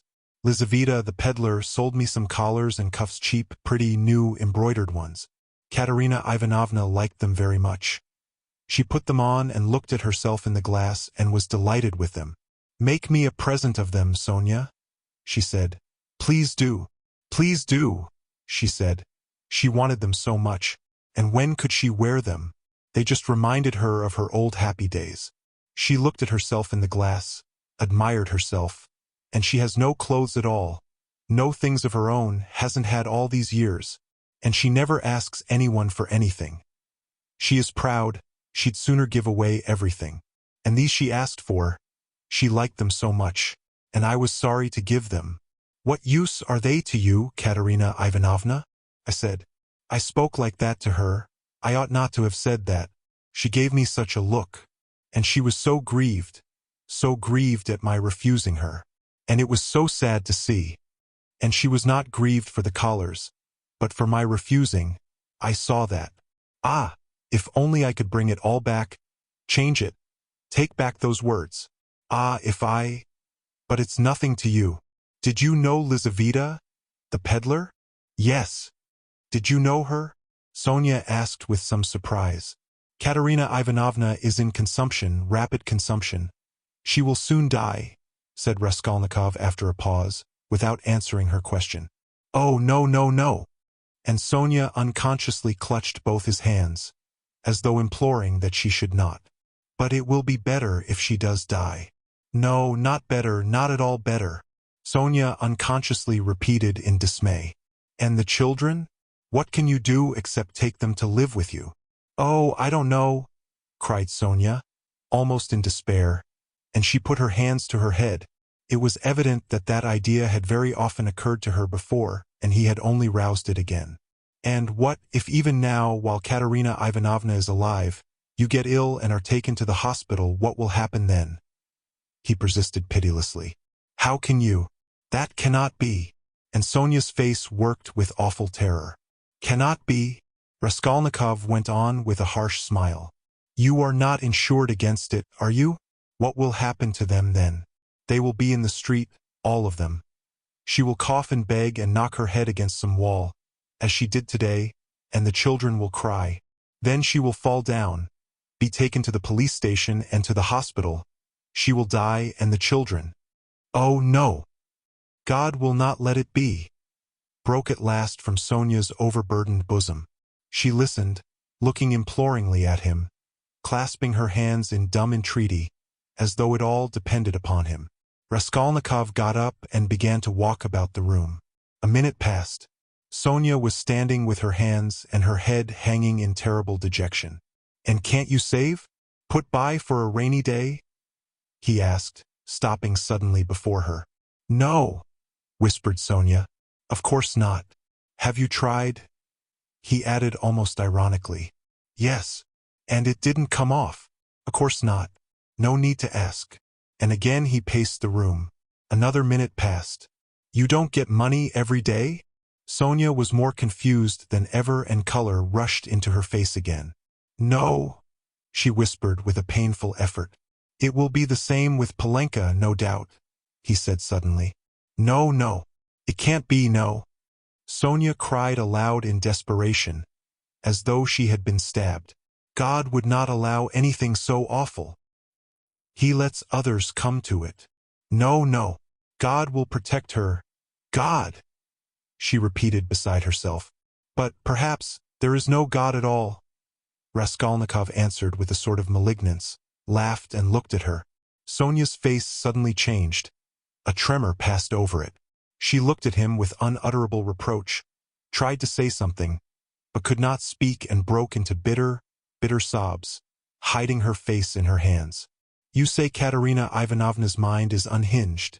Your own mind is unhinged, he said after a brief silence. 5 minutes passed. He still paced up and down the room in silence, not looking at her. At last he went up to her. His eyes glittered.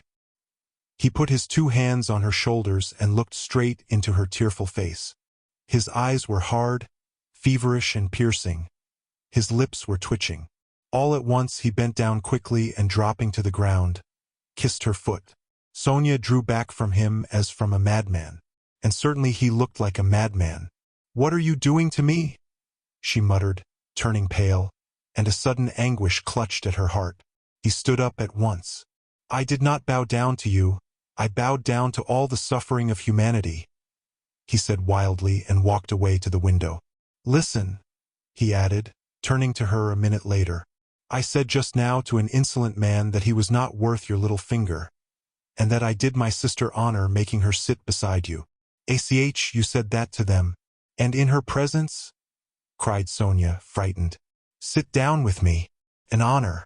Why? I'm dishonorable. Ah, why did you say that? It was not because of your dishonor and your sin I said that of you, but because of your great suffering. But you are a great sinner, that's true, he added almost solemnly. And your worst sin is that you have destroyed and betrayed yourself for nothing. Isn't that fearful? Isn't it fearful that you are living in this filth which you loathe so, and at the same time you know yourself, you've only to open your eyes, that you are not helping anyone by it, not saving anyone from anything? Tell me, he went on almost in a frenzy, how this shame and degradation can exist in you side by side with other, opposite holy feelings? It would be better, 1,000 times better and wiser to leap into the water and end it all. But what would become of them? Sonia asked faintly, gazing at him with eyes of anguish, but not seeming surprised at his suggestion. Raskolnikov looked strangely at her. He read it all in her face. So she must have had that thought already, perhaps many times, and earnestly she had thought out in her despair how to end it, and so earnestly, that now she scarcely wondered at his suggestion. She had not even noticed the cruelty of his words. The significance of his reproaches and his peculiar attitude to her shame she had, of course, not noticed either, and that, too, was clear to him.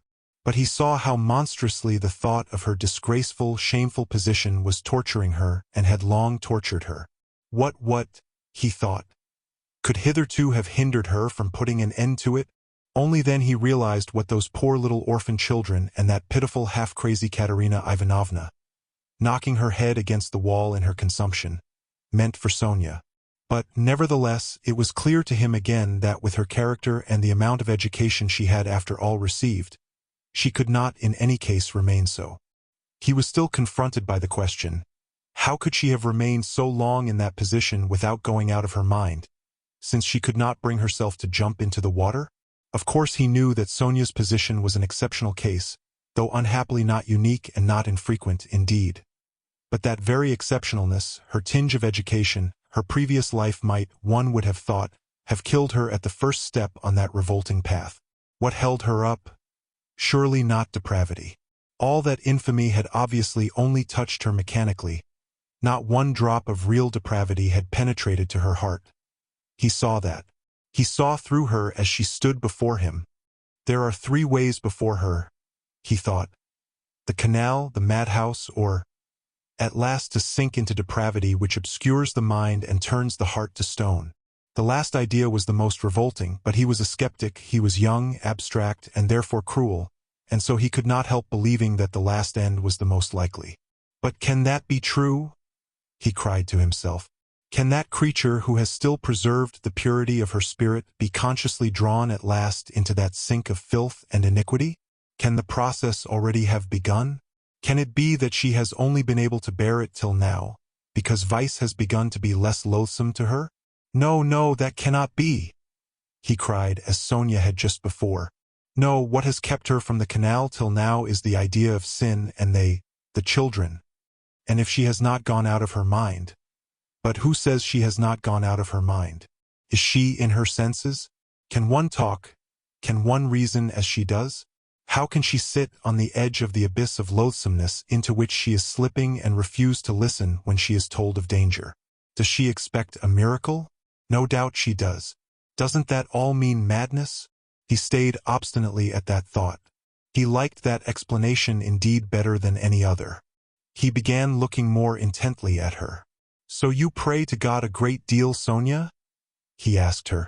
Sonia did not speak. He stood beside her waiting for an answer. What should I be without God? She whispered rapidly, forcibly, glancing at him with suddenly flashing eyes and squeezing his hand. Ah, so that is it, he thought. And what does God do for you? He asked, probing her further. Sonia was silent a long while, as though she could not answer. Her weak chest kept heaving with emotion. Be silent. Don't ask. You don't deserve, she cried suddenly, looking sternly and wrathfully at him. That's it, he repeated to himself. He does everything, she whispered quickly, looking down again. That's the way out. That's the explanation. He decided, scrutinizing her with eager curiosity, with a new, strange, almost morbid feeling.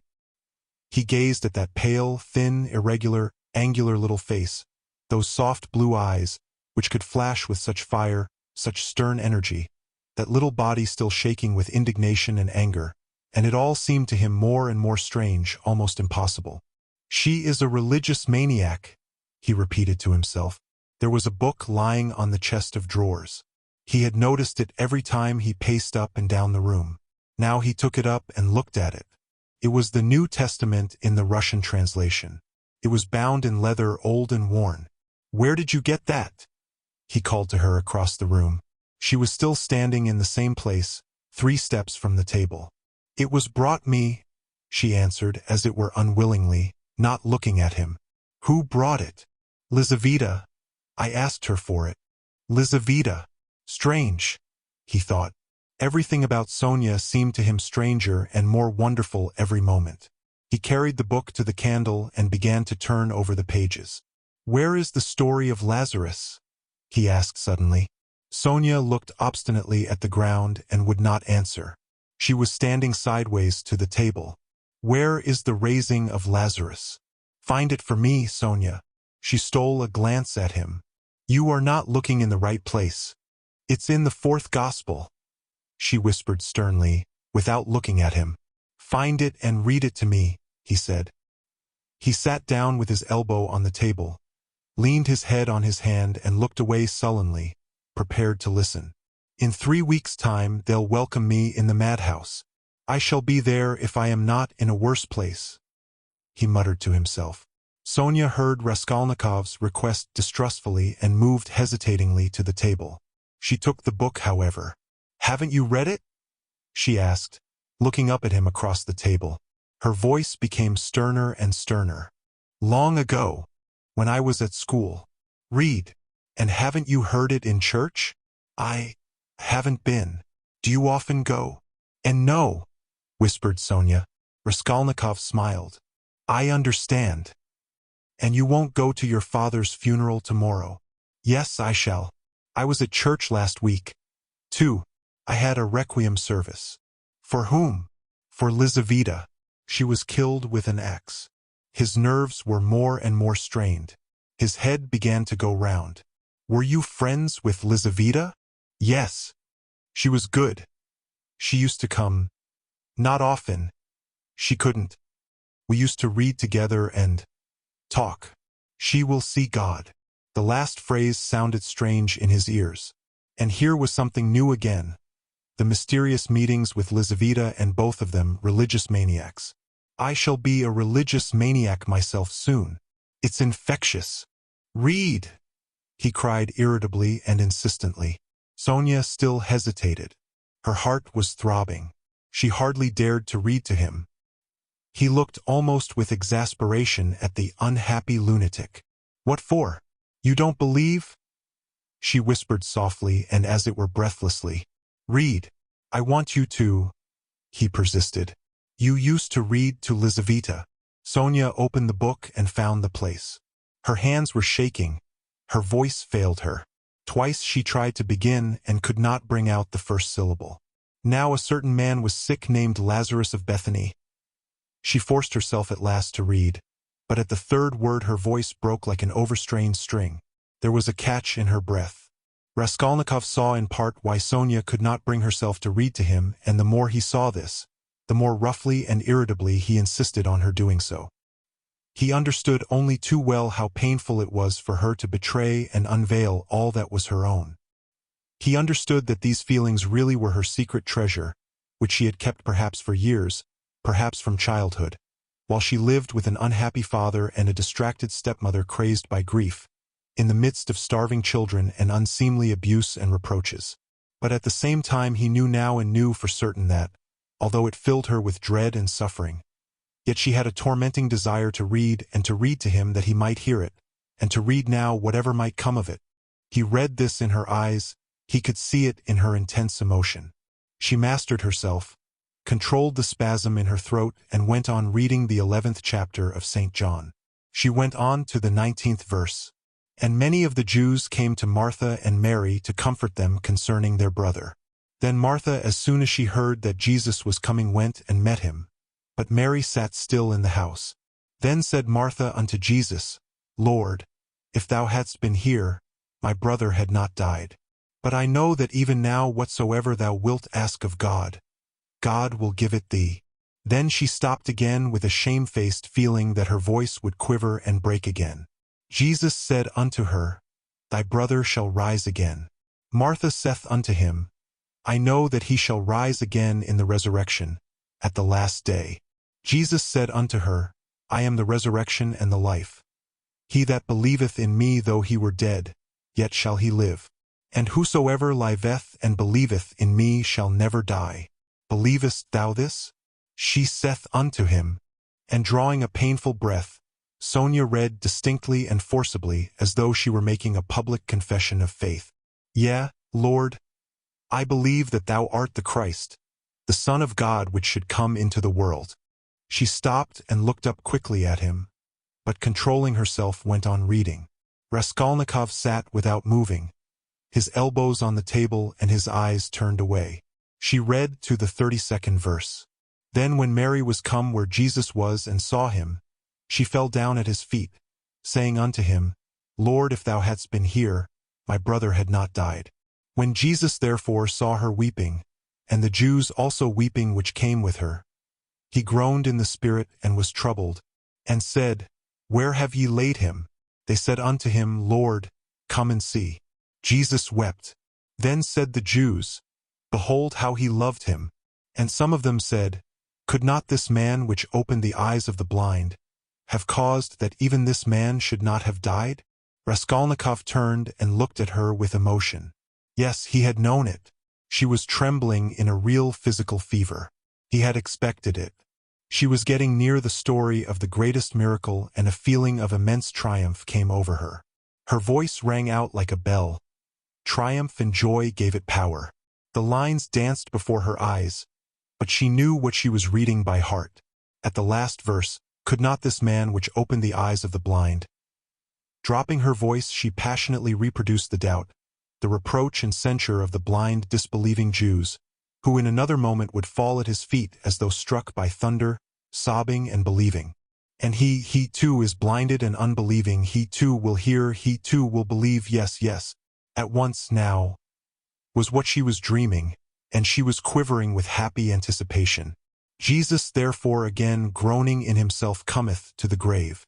It was a cave, and a stone lay upon it. Jesus said, Take ye away the stone. Martha, the sister of him that was dead, saith unto him, Lord, by this time he stinketh, for he hath been dead 4 days. She laid emphasis on the word for. Jesus saith unto her, Said I not unto thee that if thou wouldest believe, thou shouldest see the glory of God? Then they took away the stone from the place where the dead was laid. And Jesus lifted up his eyes and said, Father, I thank thee that thou hast heard me. And I knew that thou hearest me always. But because of the people which stand by I said it, that they may believe that thou hast sent me. And when he thus had spoken, he cried with a loud voice, Lazarus, come forth. And he that was dead came forth. She read loudly, cold and trembling with ecstasy, as though she were seeing it before her eyes. Bound hand and foot with grave clothes, and his face was bound about with a napkin.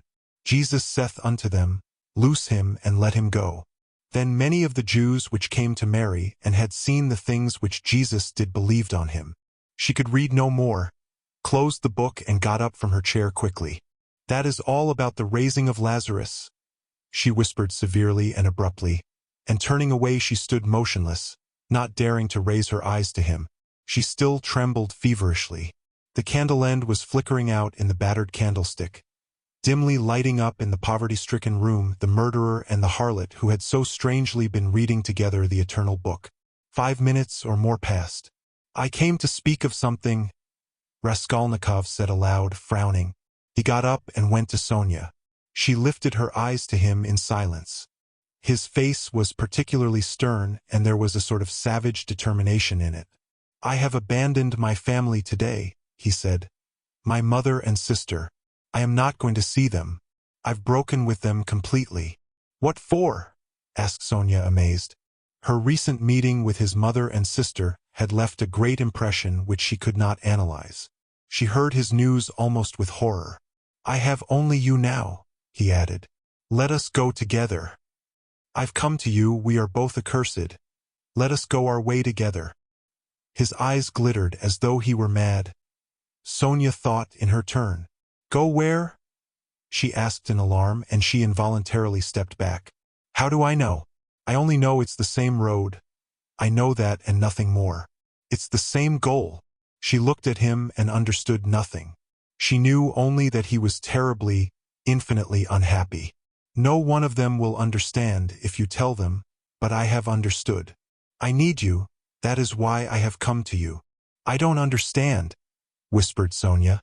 "You'll understand later. Haven't you done the same? You too have transgressed, have had the strength to transgress. You have laid hands on yourself, you have destroyed a life, your own.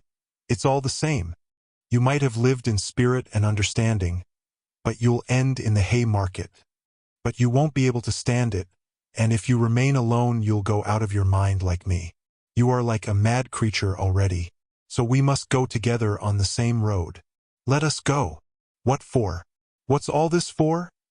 said Sonia, strangely and violently agitated by his words. "What for? Because you can't remain like this, that's why. You must look things straight in the face at last, and not weep like a child and cry that God won't allow it. What will happen if you should really be taken to the hospital tomorrow? She is mad and in consumption. She'll soon die, and the children? Do you mean to tell me Polenka won't come to grief? Haven't you seen children here at the street corners sent out by their mothers to beg? I found out where those mothers live and in what surroundings. Children can't remain children there. At 7 the child is vicious and a thief. Yet children, are the image of Christ. Theirs is the kingdom of heaven. He bade us honor and love them. They are the humanity of the future. What's to be done? What's to be done?" repeated Sonia, weeping hysterically and wringing her hands. "What's to be done? Break what must be broken, once for all, that's all, and take the suffering on oneself. What, you don't understand? You'll understand later. Freedom and power, and above all, power, over all trembling creation and all the ant heap. That's the goal. Remember that. That's my farewell message. Perhaps it's the last time I shall speak to you. If I don't come tomorrow, you'll hear of it all, and then remember these words. And some day later on, in years to come, you'll understand perhaps what they meant. If I come tomorrow, I'll tell you who killed Lizaveta. Goodbye." Sonia started with terror. "Why? Do you know who killed her?" she asked, chilled with horror, looking wildly at him. "I know and will tell. You, only you. I have chosen you out. I'm not coming to you to ask forgiveness, but simply to tell you. I chose you out long ago to hear this. When your father talked of you and when Lizaveta was alive, I thought of it. Goodbye, don't shake hands. Tomorrow." He went out. Sonia gazed at him as at a madman, but she herself was like one insane and felt it. Her head was going round. Good heavens! How does he know who killed Lizaveta? What did those words mean? It's awful, but at the same time the idea did not enter her head. Not for a moment. Oh, he must be terribly unhappy. He has abandoned his mother and sister. What for? What has happened? And what had he in his mind? What did he say to her? He had kissed her foot and said, yes, he had said it clearly, that he could not live without her. Oh, merciful heavens! Sonia spent the whole night feverish and delirious. She jumped up from time to time, wept and wrung her hands, then sank again into feverish sleep and dreamt of Polenka, Katerina Ivanovna and Lizaveta, of reading the gospel and him with pale face, with burning eyes, kissing her feet, weeping. On the other side of the door on the right, which divided Sonia's room from Madame Reslich's flat, was a room which had long stood empty. A card was fixed on the gate and a notice stuck in the windows over the canal advertising it to let. Sonia had long been accustomed to the rooms being uninhabited. But all that time Mr. Svidrigailov had been standing, listening at the door of the empty room. When Raskolnikov went out he stood still, thought a moment, went on tiptoe to his own room which adjoined the empty one, brought a chair and noiselessly carried it to the door that led to Sonia's room. The conversation had struck him as interesting and remarkable, and he had greatly enjoyed it. So much so that he brought a chair that he might not in the future, tomorrow, for instance, have to endure the inconvenience of standing a whole hour, but might listen in comfort. Chapter 5. When next morning at 11 o'clock punctually Raskolnikov went into the Department of the Investigation of Criminal Causes and sent his name in to Porfiry Petrovich, he was surprised at being kept waiting so long. It was at least 10 minutes before he was summoned. He had expected that they would pounce upon him. But he stood in the waiting room, and people, who apparently had nothing to do with him, were continually passing to and fro before him. In the next room, which looked like an office, several clerks were sitting writing, and obviously they had no notion who or what Raskolnikov might be. He looked uneasily and suspiciously about him to see whether there was not some guard, some mysterious watch being kept on him to prevent his escape. But there was nothing of the sort. He saw only the faces of clerks absorbed in petty details. Then other people, no one seemed to have any concern with him. He might go where he liked for them. The conviction grew stronger in him that if that enigmatic man of yesterday, that phantom sprung out of the earth, had seen everything, they would not have let him stand and wait like that. And would they have waited till he elected to appear at 11? Either the man had not yet given information, or simply he knew nothing, had seen nothing, and how could he have seen anything? And so all that had happened to him the day before was again a phantom exaggerated by his sick and overstrained imagination. This conjecture had begun to grow strong the day before, in the midst of all his alarm and despair.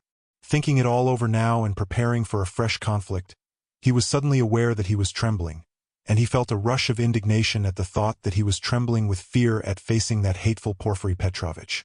What he dreaded above all was meeting that man again. He hated him with an intense, unmitigated hatred and was afraid his hatred might betray him.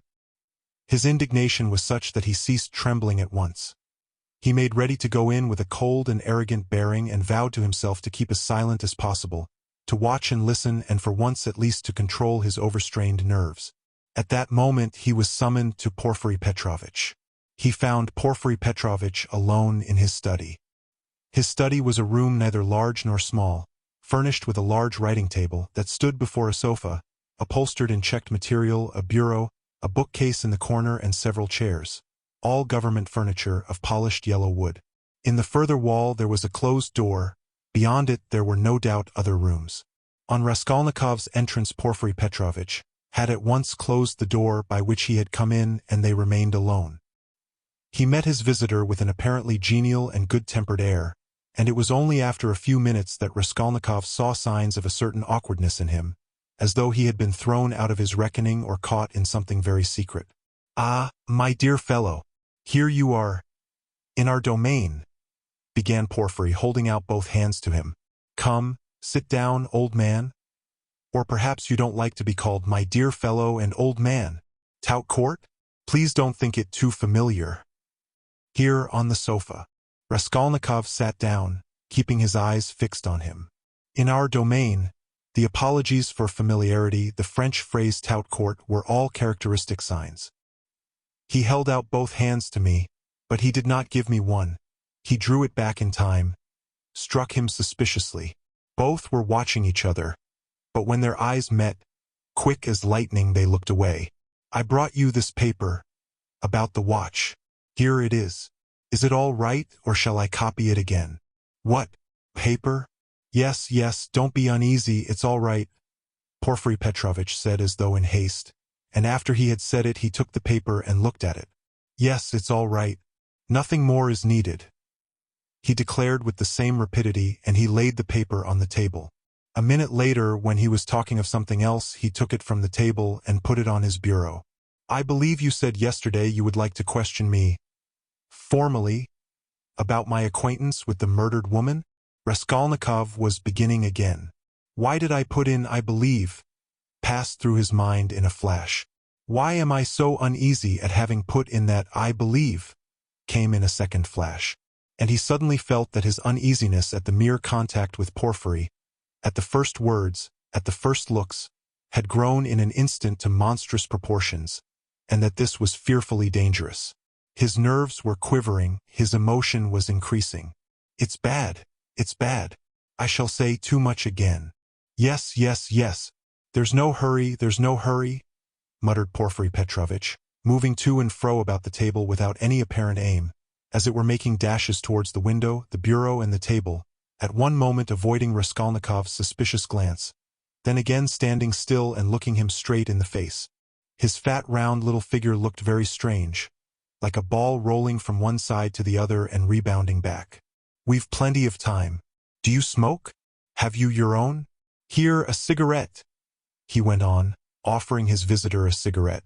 You know, I am receiving you here, but my own quarters are through there, my government quarters. But I am living outside for the time. I had to have some repairs done here. It's almost finished now. Government quarters, are a capital thing. What do you think? Yes, a capital thing, answered Raskolnikov, looking at him almost ironically. A capital thing, repeated Porfiry Petrovich, as though he had just thought of something quite different. Yes, a capital thing, he almost shouted at last, suddenly staring at Raskolnikov and stopping short 2 steps from him. This stupid repetition was too incongruous in its ineptitude with the serious, brooding and enigmatic glance he turned upon his visitor. But this stirred Raskolnikov's spleen more than ever, and he could not resist an ironical and rather incautious challenge. "Tell me, please," he asked suddenly, looking almost insolently at him and taking a kind of pleasure in his own insolence. "I believe it's a sort of legal rule, a sort of legal tradition for all investigating lawyers, to begin their attack from afar with a trivial or at least an irrelevant subject so as to encourage or rather to divert the man they are cross-examining, to disarm his caution and then all at once to give him an unexpected knockdown blow with some fatal question. Isn't that so? It's a sacred tradition mentioned, I fancy, in all the manuals of the art." "Yes, yes. Why? Do you imagine that was why I spoke about government quarters?" And as he said this, Porfiry Petrovich screwed up his eyes and winked. A good-humored, crafty look passed over his face. The wrinkles on his forehead were smoothed out, his eyes contracted, his features broadened, and he suddenly went off into a nervous, prolonged laugh, shaking all over and looking Raskolnikov straight in the face. The latter forced himself to laugh too, but when Porfiry, seeing that he was laughing, broke into such a guffaw that he turned almost crimson, Raskolnikov's repulsion overcame all precaution. He left off laughing, scowled and stared with hatred at Porfiry, keeping his eyes fixed on him while his intentionally prolonged laughter lasted. There was lack of precaution on both sides, however, for Porfiry Petrovich seemed to be laughing in his visitor's face and to be very little disturbed at the annoyance with which the visitor received it. The latter fact was very significant in Raskolnikov's eyes. He saw that Porfiry Petrovich had not been embarrassed just before either, but that he, Raskolnikov, had perhaps fallen into a trap, that there must be some motive here unknown to him, that perhaps everything was in readiness and in another moment would break upon him. He went straight to the point at once, rose from his seat and took his cap. "Porfiry Petrovich," he began resolutely, though with considerable irritation, "yesterday you expressed a desire that I should come to you for some inquiries." He laid special stress on the word inquiries. "I have come, and if you have anything to ask me, ask it, and if not, allow me to withdraw. I have no time to spare. I have to be at the funeral of that man who was run over, of whom you know also," he added, feeling angry at once at having made this addition and more irritated at his anger. "I am sick of it all, do you hear? And have long been. It's partly what made me ill. In short," he shouted, feeling that the phrase about his illness was still more out of place, "in short, kindly examine me or let me go at once. And if you must examine me, do so in the proper form. I will not allow you to do so otherwise, and so meanwhile goodbye, as we have evidently nothing to keep us now." "Good heavens! What do you mean? What shall I question you about?" cackled Porfiry Petrovich with a change of tone, instantly leaving off laughing. "Please don't disturb yourself. He began fidgeting from place to place and fussily making Raskolnikov sit down. "There's no hurry. There's no hurry. It's all nonsense." "Oh, no. I'm very glad you've come to see me at last. I look upon you simply as a visitor. And as for my confounded laughter, please excuse it, Rodion Romanovich." "Rodion Romanovich? That is your name." "It's my nerves. You tickled me so with your witty observation. I assure you, sometimes I shake with laughter like an India rubber ball for half an hour at a time. I'm often afraid of an attack of paralysis. Do sit down. Please do, or I shall think you are angry." Raskolnikov did not speak. He listened, watching him, still frowning angrily. He did sit down but still held his cap.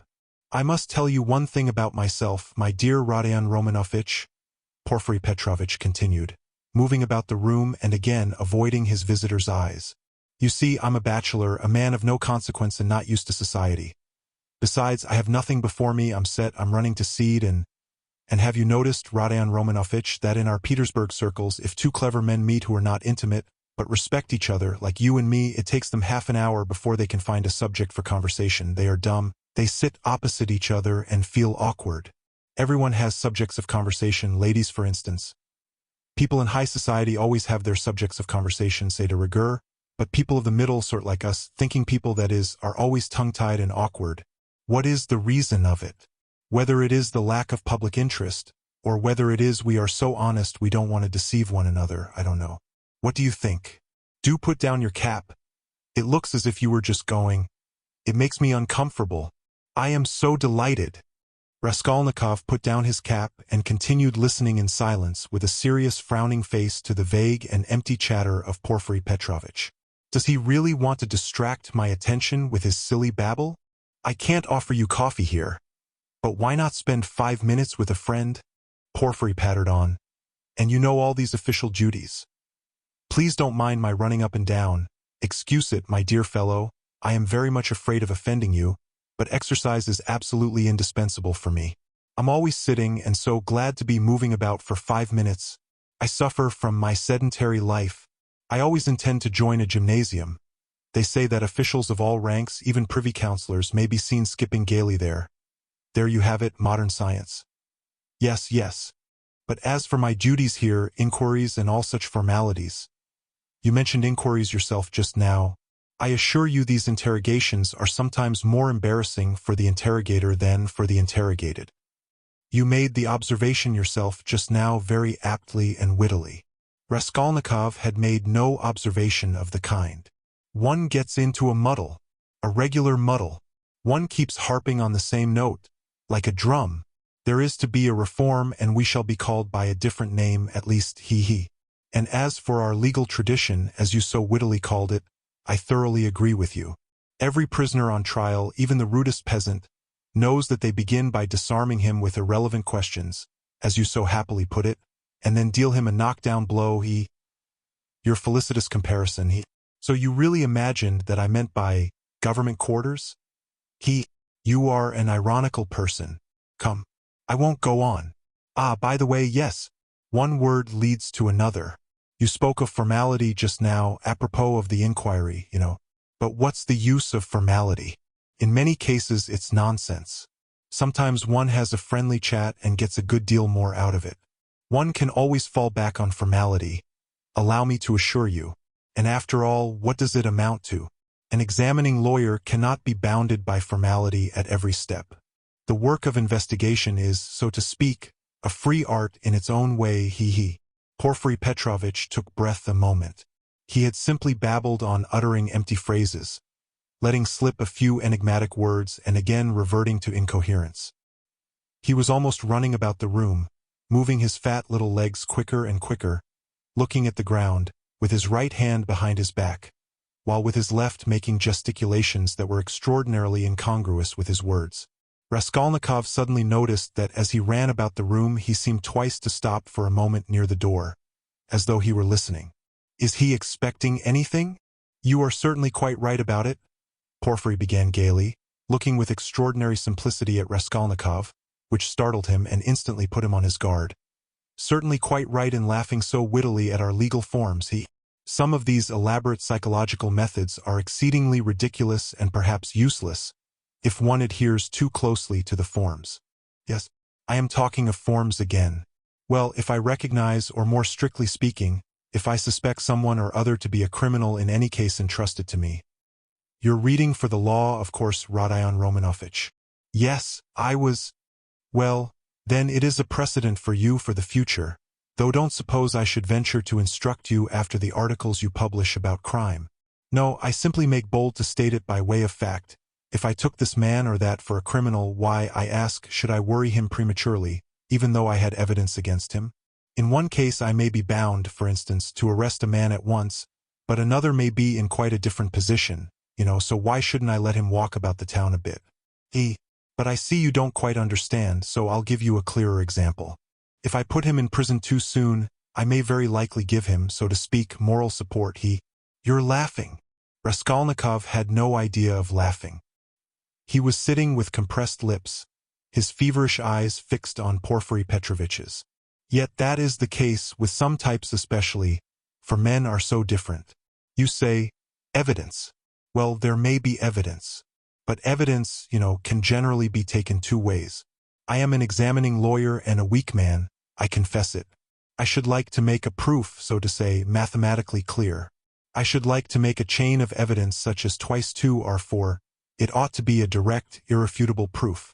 And if I shut him up too soon, even though I might be convinced he was the man, I should very likely be depriving myself of the means of getting further evidence against him. And how?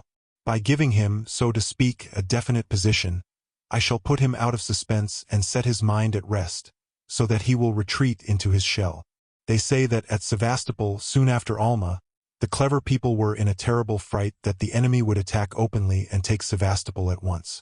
But when they saw that the enemy preferred a regular siege, they were delighted, I am told, and reassured, for the thing would drag on for 2 months at least. You're laughing, you don't believe me again? Of course you're right too. You're right. These are special cases, I admit.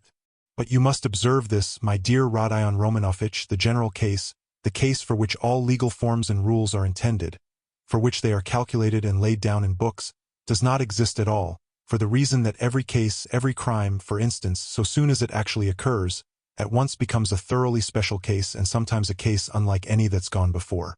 Very comic cases of that sort sometimes occur.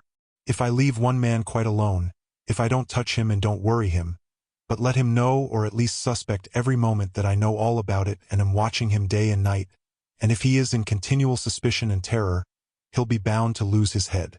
He'll come of himself, or maybe do something which will make it as plain as twice 2 are 4. It's delightful. It may be so with a simple peasant, but with one of our sort, an intelligent man cultivated on a certain side, it's a dead certainty. For, my dear fellow, it's a very important matter to know on what side a man is cultivated. And then there are nerves, you have overlooked them. Why? They are all sick, nervous and irritable, and then how they all suffer from spleen, that I assure you is a regular gold mine for us. And it's no anxiety to me, his running about the town free. Let him walk about for a bit. I know well enough that I've caught him and that he won't escape me. Where could he escape to? Abroad, perhaps? A Pole will escape abroad, but not here, especially as I am watching and have taken measures. Will he escape into the depths of the country, perhaps? But peasants live there, real rude Russian peasants. A modern cultivated man would prefer prison to living with such strangers as our peasants. But that's all nonsense and on the surface. It's not merely that he has nowhere to run to. He is psychologically unable to escape me. What an expression! Through a law of nature he can't escape me if he had anywhere to go. Have you seen a butterfly round a candle? That's how he will keep circling and circling round me. Freedom will lose its attractions. He'll begin to brood. He'll weave a tangle round himself. He'll worry himself to death. What's more, he will provide me with a mathematical proof if I only give him long enough interval. And he'll keep circling round me, getting nearer and nearer, and then, flop, he'll fly straight into my mouth and I'll swallow him. And that will be very amusing. You don't believe me? Raskolnikov made no reply. He sat pale and motionless, still gazing with the same intensity into Porfiry's face. It's a lesson, he thought, turning cold. This is beyond the cat playing with a mouse like yesterday. He can't be showing off his power with no motive, prompting me. He is far too clever for that. He must have another object. What is it? It's all nonsense, my friend. You are pretending to scare me. You've no proofs, and the man I saw had no real existence. You simply want to make me lose my head, to work me up beforehand and so to crush me. But you are wrong, you won't do it. But why give me such a hint? Is he reckoning on my shattered nerves? No, my friend, you are wrong. You won't do it even though you have some trap for me. Let us see what you have in store for me. And he braced himself to face a terrible and unknown ordeal. At times he longed to fall on Porfiry and strangle him. This anger was what he dreaded from the beginning. He felt that his parched lips were flecked with foam. His heart was throbbing. But he was still determined not to speak till the right moment. He realized that this was the best policy in his position, because instead of saying too much he would be irritating his enemy by his silence and provoking him into speaking too freely. Anyhow, this was what he hoped for. No, I see you don't believe me. You think I am playing a harmless joke on you. Porfiry began again, getting more and more lively, chuckling at every instant and again pacing round the room. And to be sure you're right, God has given me a figure that can awaken none but comic ideas in other people. A buffoon, but let me tell you, and I repeat it, excuse an old man, my dear Rodion Romanovich, you are a man still young, so to say, in your first youth, and so you put intellect above everything, like all young people. Playful wit and abstract arguments fascinate you, and that's for all the world like the old Austrian Hofkriegsrath. As far as I can judge of military matters, that is, on paper they'd beaten Napoleon and taken him prisoner, and there in their study they worked it all out in the cleverest fashion. But look you, General Mack surrendered with all his army. I see, Rodion Romanovich, you are laughing at a civilian like me, taking examples out of military history. But I can't help it. It's my weakness. I am fond of military science. And I'm ever so fond of reading all military histories. I've certainly missed my proper career. I ought to have been in the army. Upon my word, I ought. I shouldn't have been a Napoleon, but I might have been a major. Well, I'll tell you the whole truth, my dear fellow, about this special case. I mean, actual fact and a man's temperament, my dear sir, are weighty matters, and it's astonishing how they sometimes deceive the sharpest calculation. I listened to an old man, am speaking seriously, Rodion Romanovich, as he said this Porfiry Petrovich, who was scarcely 35, actually seemed to have grown old. Even his voice changed and he seemed to shrink together. Moreover, I'm a candid man. Am I a candid man or not? What do you say? I fancy I really am. I tell you these things for nothing and don't even expect a reward for it. Well, to proceed, wit in my opinion is a splendid thing. It is, so to say, an adornment of nature and a consolation of life and what tricks it can play, so that it sometimes is hard for a poor examining lawyer to know where he is, especially when he's liable to be carried away by his own fancy. 2. For you know he is a man after all. But the poor fellow is saved by the criminal's temperament. Worse luck for him. But young people carried away by their own wit don't think of that, when they overstep all obstacles.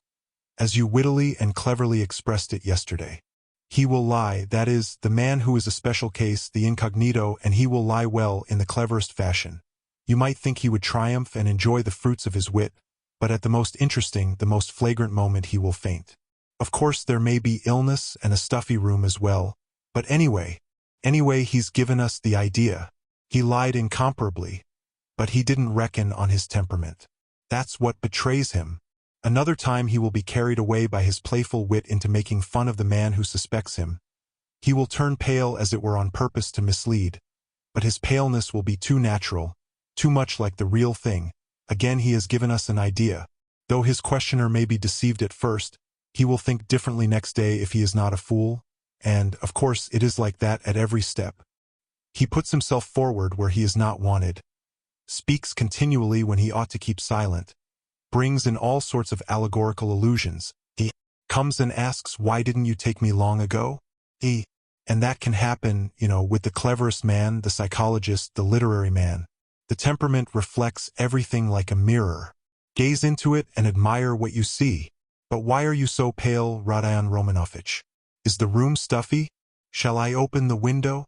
Oh, don't trouble, please, cried Raskolnikov, and he suddenly broke into a laugh. Please don't trouble. Porfiry stood facing him, paused a moment, and suddenly he too laughed. Raskolnikov got up from the sofa, abruptly checking his hysterical laughter. Porfiry Petrovich, he began, speaking loudly and distinctly, though his legs trembled and he could scarcely stand. I see clearly at last that you actually suspect me of murdering that old woman and her sister Lizaveta. Let me tell you for my part that I am sick of this. If you find that you have a right to prosecute me legally, to arrest me, then prosecute me, arrest me. But I will not let myself be jeered at to my face and worried. His lips trembled, his eyes glowed with fury, and he could not restrain his voice. I won't allow it, he shouted, bringing his fist down on the table. Do you hear that, Porfiry Petrovich? I won't allow it. Good heavens! What does it mean? Cried Porfiry Petrovich, apparently quite frightened. Rodion Romanovich, my dear fellow, what is the matter with you? I won't allow it, Raskolnikov shouted again. Hush, my dear man. They'll hear and come in. Just think, what could we say to them? Porfiry Petrovich whispered in horror, bringing his face close to Raskolnikov's. I won't allow it, I won't allow it, Raskolnikov repeated mechanically, but he too spoke in a sudden whisper. Porfiry turned quickly and ran to open the window. Some fresh air. And you must have some water, my dear fellow.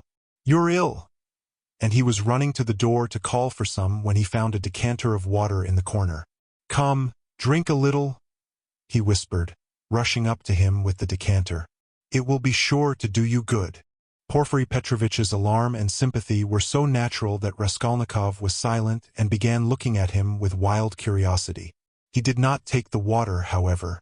Rodion Romanovich, my dear fellow, you'll drive yourself out of your mind. I assure you, have some water, do drink a little. He forced him to take the glass. Raskolnikov raised it mechanically to his lips, but set it on the table again with disgust. Yes, you've had a little attack. You'll bring back your illness again, my dear fellow. Porfiry Petrovich cackled with friendly sympathy, though he still looked rather disconcerted. Good heavens! You must take more care of yourself. Dmitri Prokofitch was here, came to see me yesterday. I know, I've a nasty, ironical temper, but what they made of it! Good heavens, he came yesterday after you'd been. We dined and he talked and talked away, and I could only throw up my hands in despair. Did he come from you? But do sit down. For mercy's sake, sit down. No, not from me, but I knew he went to you and why he went, Raskolnikov answered sharply. You knew. I knew. What of it? Why this, Rodion Romanovich, that I know more than that about you. I know about everything. I know how you went to take a flat at night when it was dark and how you rang the bell and asked about the blood, so that the workman and the porter did not know what to make of it. Yes, I understand your state of mind at that time. But you'll drive yourself mad like that, upon my word. You'll lose your head. You're full of generous indignation at the wrongs you've received, first from destiny, and then from the police officers, and so you rush from one thing to another to force them to speak out and make an end of it all, because you are sick of all this suspicion and foolishness. That's so, isn't it? I have guessed how you feel, haven't I? Only in that way you'll lose your head, and Razumihin's too. He's too good a man for such a position, you must know that. You are ill and he is good, and your illness is infectious for him. I'll tell you about it when you are more yourself. But do sit down, for goodness sake. Please rest, you look shocking. Do sit down. Raskolnikov sat down. He no longer shivered, he was hot all over. In amazement he listened with strained attention to Porfiry Petrovich, who still seemed frightened as he looked after him with friendly solicitude. But he did not believe a word he said, though he felt a strange inclination to believe. Porfiry's unexpected words about the flat had utterly overwhelmed him. How can it be he knows about the flat then? He thought suddenly. And he tells it me himself. Yes, in our legal practice there was a case almost exactly similar, a case of morbid psychology. Porfiry went on quickly. A man confessed to murder and how he kept it up. It was a regular hallucination. He brought forward facts, he imposed upon everyone and why.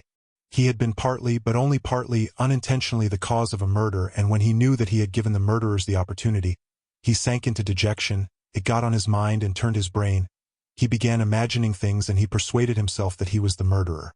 But at last the High Court of Appeal went into it, and the poor fellow was acquitted and put under proper care. Thanks to the Court of Appeal. Tut tut tut. Why, my dear fellow, you may drive yourself into delirium if you have the impulse to work upon your nerves, to go ringing bells at night and asking about blood. I've studied all this morbid psychology in my practice. A man is sometimes tempted to jump out of a window or from a belfry. Just the same with bell ringing. It's all illness, Rodion Romanovich. You have begun to neglect your illness. You should consult an experienced doctor. What's the good of that fat fellow? You are lightheaded. You were delirious when you did all this. For a moment Raskolnikov felt everything going round. Is it possible, flashed through his mind, that he is still lying? He can't be. He rejected that idea, feeling to what a degree of fury it might drive him, feeling that that fury might drive him mad. I was not delirious. I knew what I was doing, he cried, straining every faculty to penetrate Porfiry's game. I was quite myself, do you hear? Yes, I hear and understand. You said yesterday you were not delirious. You were particularly emphatic about it. I understand all you can tell me. ACH. Listen, Rodion Romanovich, my dear fellow. If you were actually a criminal or were somehow mixed up in this damnable business, would you insist that you were not delirious but in full possession of your faculties? And so emphatically and persistently? Would it be possible? Quite impossible to my thinking. If you had anything on your conscience, you certainly ought to insist that you were delirious. That's so, isn't it? There was a note of slyness in this inquiry. Raskolnikov drew back on the sofa as Porfiry bent over him and stared in silent perplexity at him. Another thing about Razumihin, you certainly ought to have said that he came of his own accord, to have concealed your part in it. But you don't conceal it. You lay stress on his coming at your instigation. Raskolnikov had not done so. A chill went down his back. You keep telling lies, he said slowly and weakly, twisting his lips into a sickly smile. You are trying again to show that you know all my game, that you know all I shall say beforehand, he said, conscious himself that he was not weighing his words as he ought. You want to frighten me? Or you are simply laughing at me? He still stared at him as he said this, and again there was a light of intense hatred in his eyes. You keep lying, he said. You know perfectly well that the best policy for the criminal is to tell the truth as nearly as possible, to conceal as little as possible. I don't believe you. What a wily person you are, Porfiry tittered. There's no catching you. You've a perfect monomania. So you don't believe me? But still you do believe me, you believe a quarter.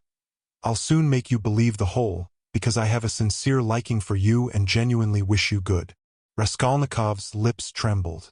Yes, I do, went on Porfiry, touching Raskolnikov's arm genially. You must take care of your illness. Besides, your mother and sister are here now. You must think of them. You must soothe and comfort them, and you do nothing but frighten them. What has that to do with you? How do you know it? What concern is it of yours? You are keeping watch on me and want to let me know it. Good heavens! Why, I learned it all from you yourself. You don't notice that in your excitement you tell me and others everything. From Razumihin, too, I learnt a number of interesting details yesterday. No, you interrupted me, but I must tell you that, for all your wit, your suspiciousness makes you lose the common-sense view of things. To return to bell ringing, for instance. I, an examining lawyer, have betrayed a precious thing like that, a real fact, for it is a fact worth having. And you see nothing in it. Why, if I had the slightest suspicion of you, should I have acted like that?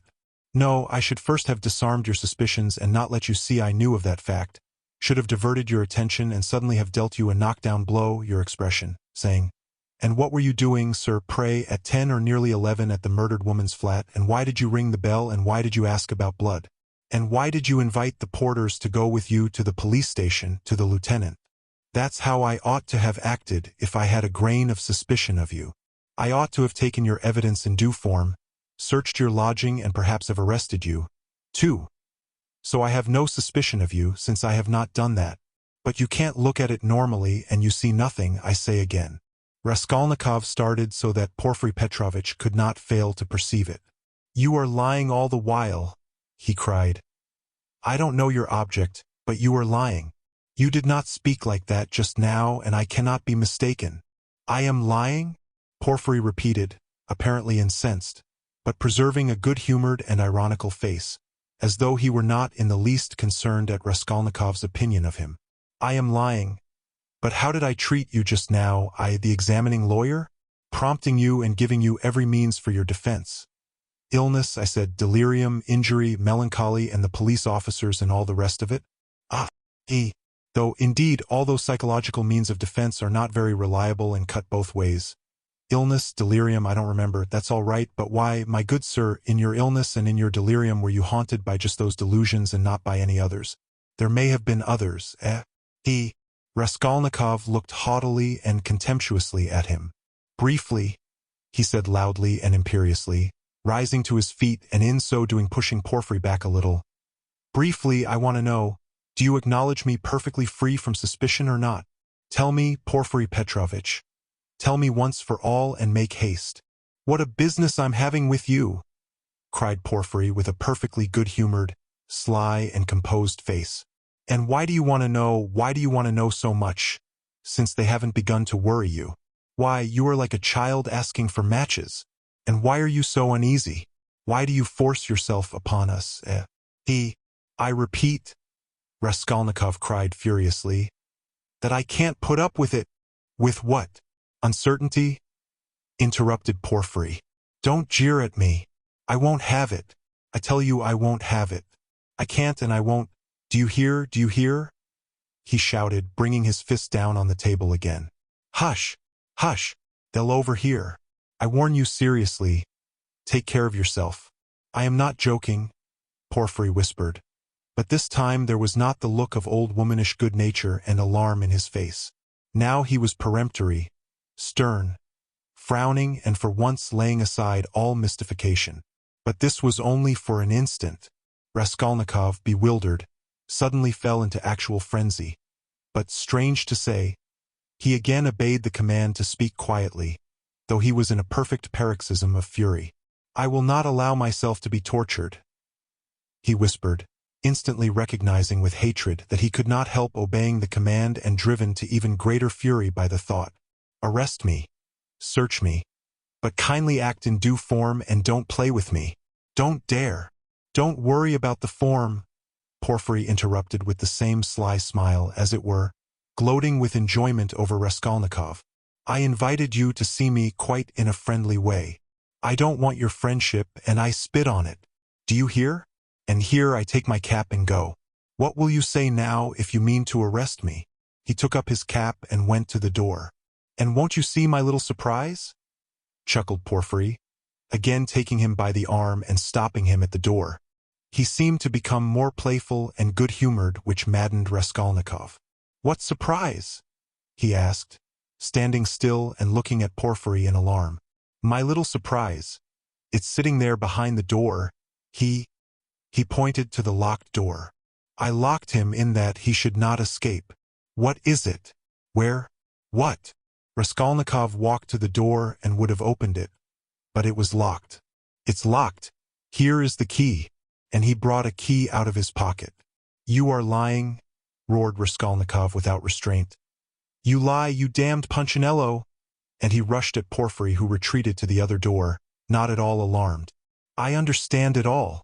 You are lying and mocking so that I may betray myself to you. Why, you could not betray yourself any further, my dear Rodion Romanovich. You are in a passion. Don't shout. I shall call the clerks. You are lying. Call the clerks. You knew I was ill and tried to work me into a frenzy to make me betray myself. That was your object. Produce your facts. I understand it all. You've no evidence, you have only wretched, rubbishly suspicions like Zametov's. You knew my character, you wanted to drive me to fury, and then to knock me down with priests and deputies.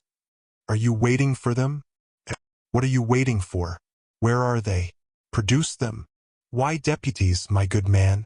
what things people will imagine. And to do so would not be acting in form, as you say. You don't know the business, my dear fellow. And there's no escaping form, as you see. Porfiry muttered, listening at the door through which a noise could be heard.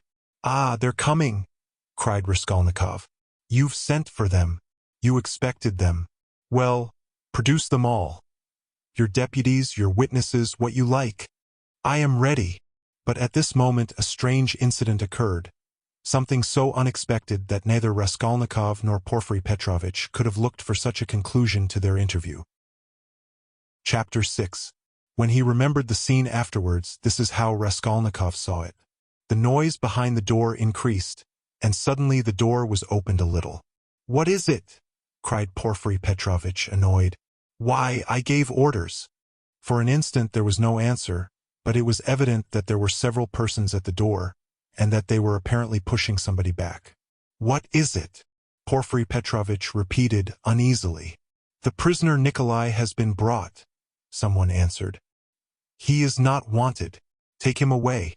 Let him wait. What's he doing here?" "How irregular!" cried Porfiry, rushing to the door. "But he—" began the same voice and suddenly ceased. 2 seconds, not more, were spent in actual struggle. Then someone gave a violent shove, and then a man, very pale, strode into the room. This man's appearance was at first sight very strange. He stared straight before him as though seeing nothing. There was a determined gleam in his eyes. At the same time there was a deathly pallor in his face, as though he were being led to the scaffold. His white lips were faintly twitching. He was dressed like a workman and was of medium height, very young, slim, his hair cut in round crop, with thin spare features.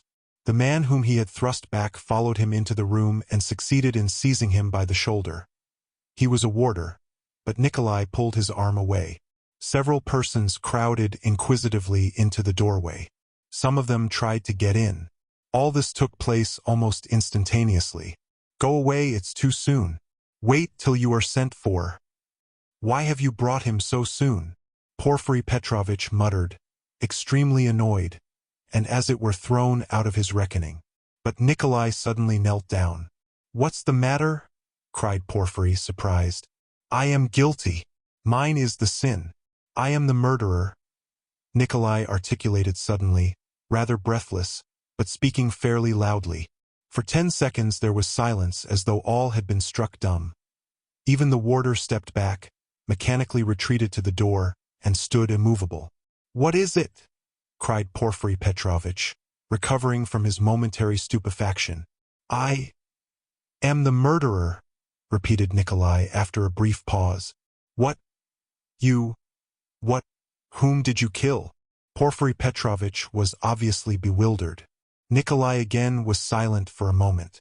"Alyona Ivanovna and her sister Lizaveta Ivanovna, I killed with an axe.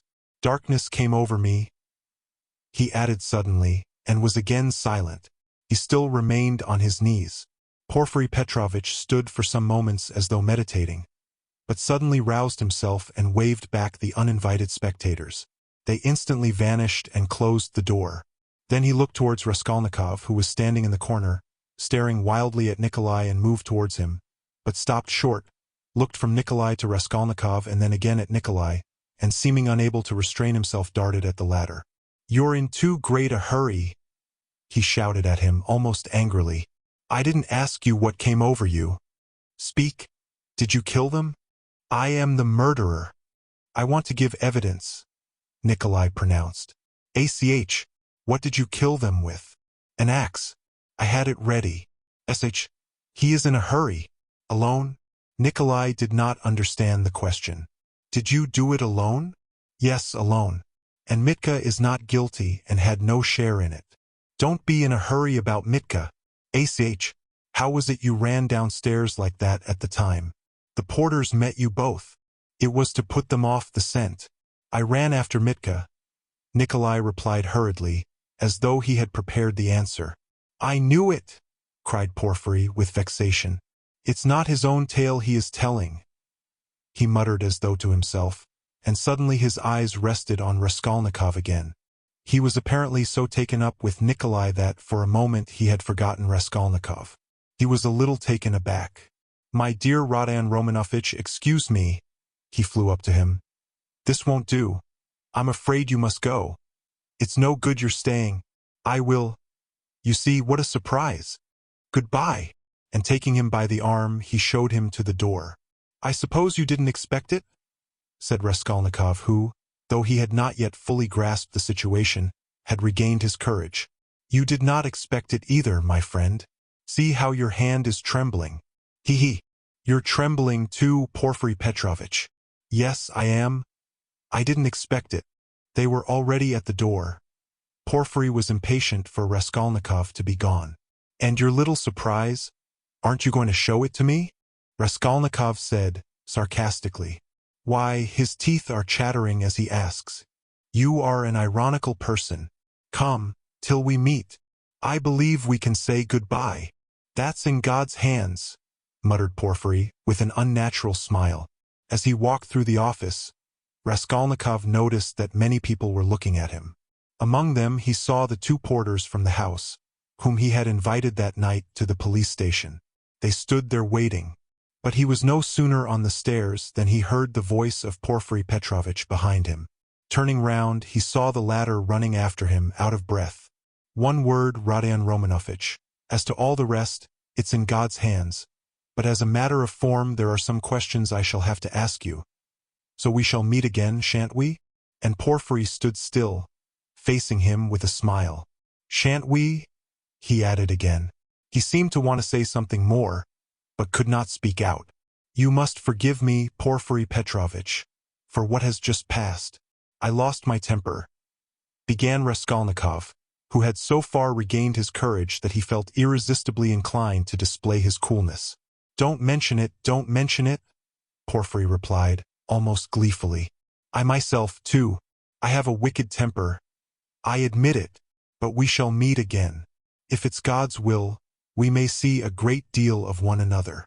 And we'll get to know each other through and through?" added Raskolnikov. "Yes, know each other through and through," assented Porfiry Petrovich, and he screwed up his eyes, looking earnestly at Raskolnikov. "Now you're going to a birthday party? To a funeral? Of course, the funeral. Take care of yourself and get well." "I don't know what to wish you," said Raskolnikov, who had begun to descend the stairs, but looked back again. "I should like to wish you success, but your office is such a comical one." "Why comical?" Porfiry Petrovich had turned to go, but he seemed to prick up his ears at this. "Why, how you must have been torturing and harassing that poor Nikolai psychologically, after your fashion, till he confessed. You must have been at him day and night, proving to him that he was the murderer, and now that he has confessed, you'll begin vivisecting him again. 'You are lying,' you'll say. 'You are not the murderer. You can't be. It's not your own tale you are telling. You must admit it's a comical business.' He. You noticed then that I said to Nikolai just now that it was not his own tale he was telling? How could I help noticing it? He. You are quick-witted. You notice everything. You've really a playful mind, and you always fasten on the comic side. They say that was the marked characteristic of Gogol among the writers. Yes, of Gogol. Yes, of Gogol. I shall look forward to meeting you. So shall I." Raskolnikov walked straight home. He was so muddled and bewildered that, on getting home, he sat for a quarter of an hour on the sofa, trying to collect his thoughts. He did not attempt to think about Nikolai. He was stupefied. He felt that his confession was something inexplicable, amazing, something beyond his understanding. But Nikolai's confession was an actual fact. The consequences of this fact were clear to him at once. Its falsehood could not fail to be discovered, and then they would be after him again. Till then, at least, he was free and must do something for himself, for the danger was imminent. But how imminent? His position gradually became clear to him. Remembering, sketchily, the main outlines of his recent scene with Porfiry, he could not help shuddering again with horror. Of course, he did not yet know all Porfiry's aims. He could not see into all his calculations. But he had already partly shown his hand, and no one knew better than Raskolnikov how terrible Porfiry's lead had been for him. A little more, and he might have given himself away completely circumstantially. Knowing his nervous temperament and from the first glance seeing through him, Porfiry, though playing a bold game, was bound to win. There's no denying that Raskolnikov had compromised himself seriously, but no facts had come to light as yet. There was nothing positive.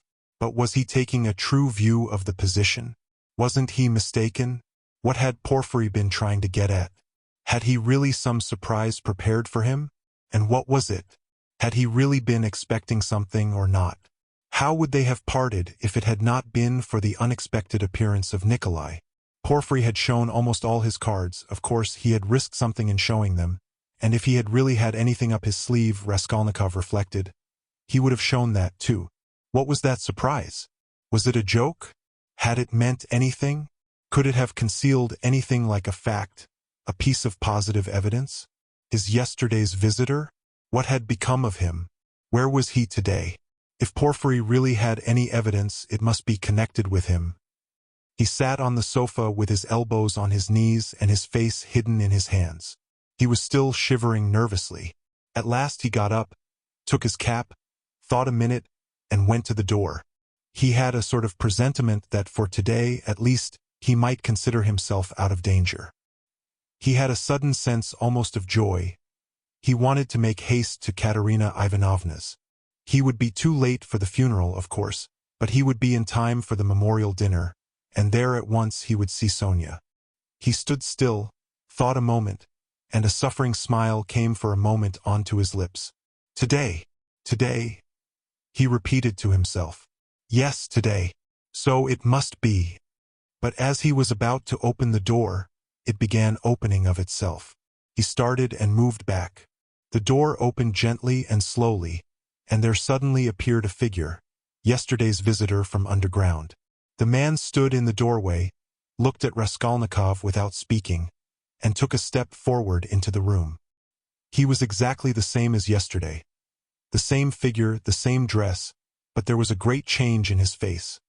He looked dejected and sighed deeply.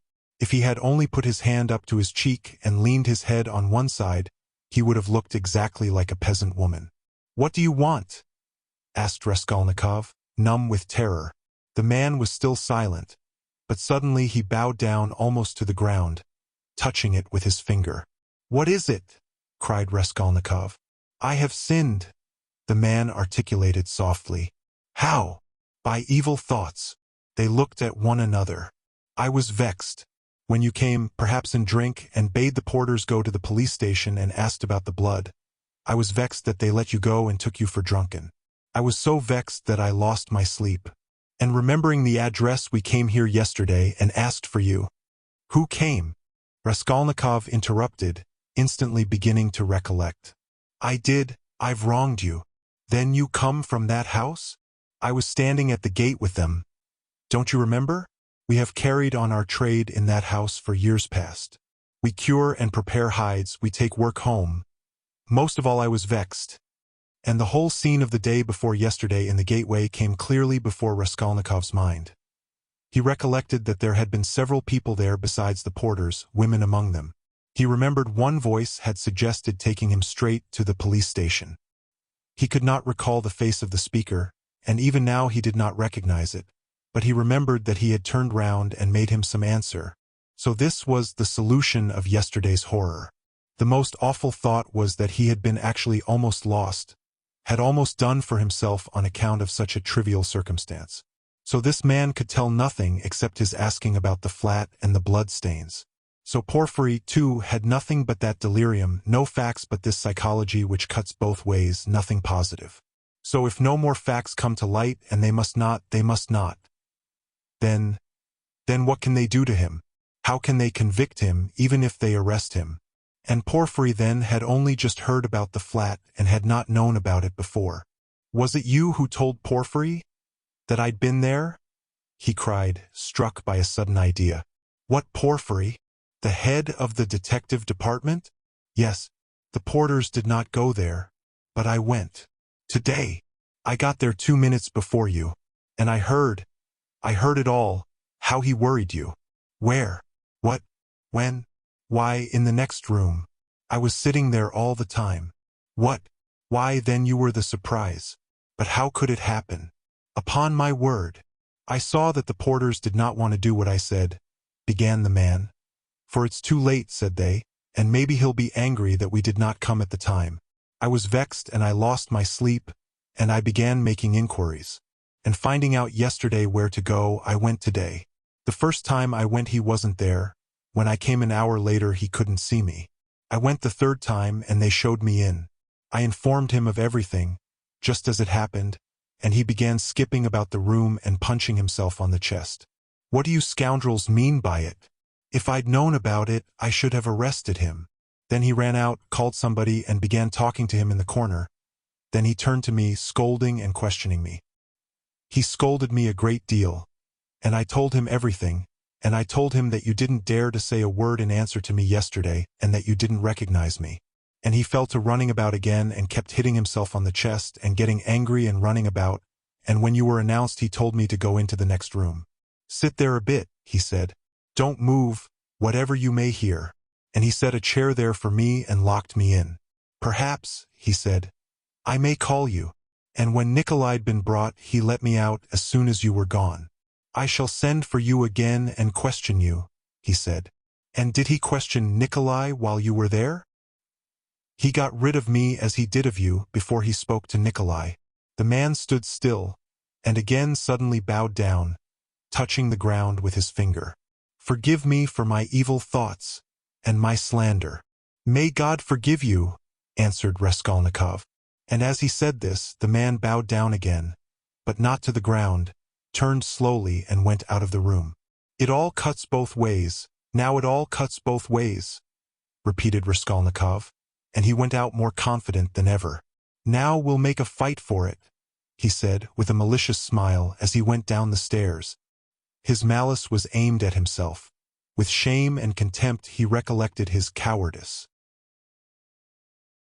Dear listener, we close the pages on another tale, a journey through words, imagination, and emotion.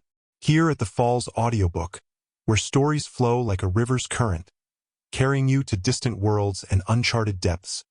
We thank you for joining us. As always, we invite you to linger a little longer. Subscribe to our channel to discover more stories waiting to be heard, each a cascade of voices, ideas, and artistry. And remember, every great story begins with a single word. Perhaps the next one will begin with you. Until our voices meet again, may your days be filled with quiet moments, rich pages, and the soothing sound of a story well told. This is the Falls Audiobook, signing off.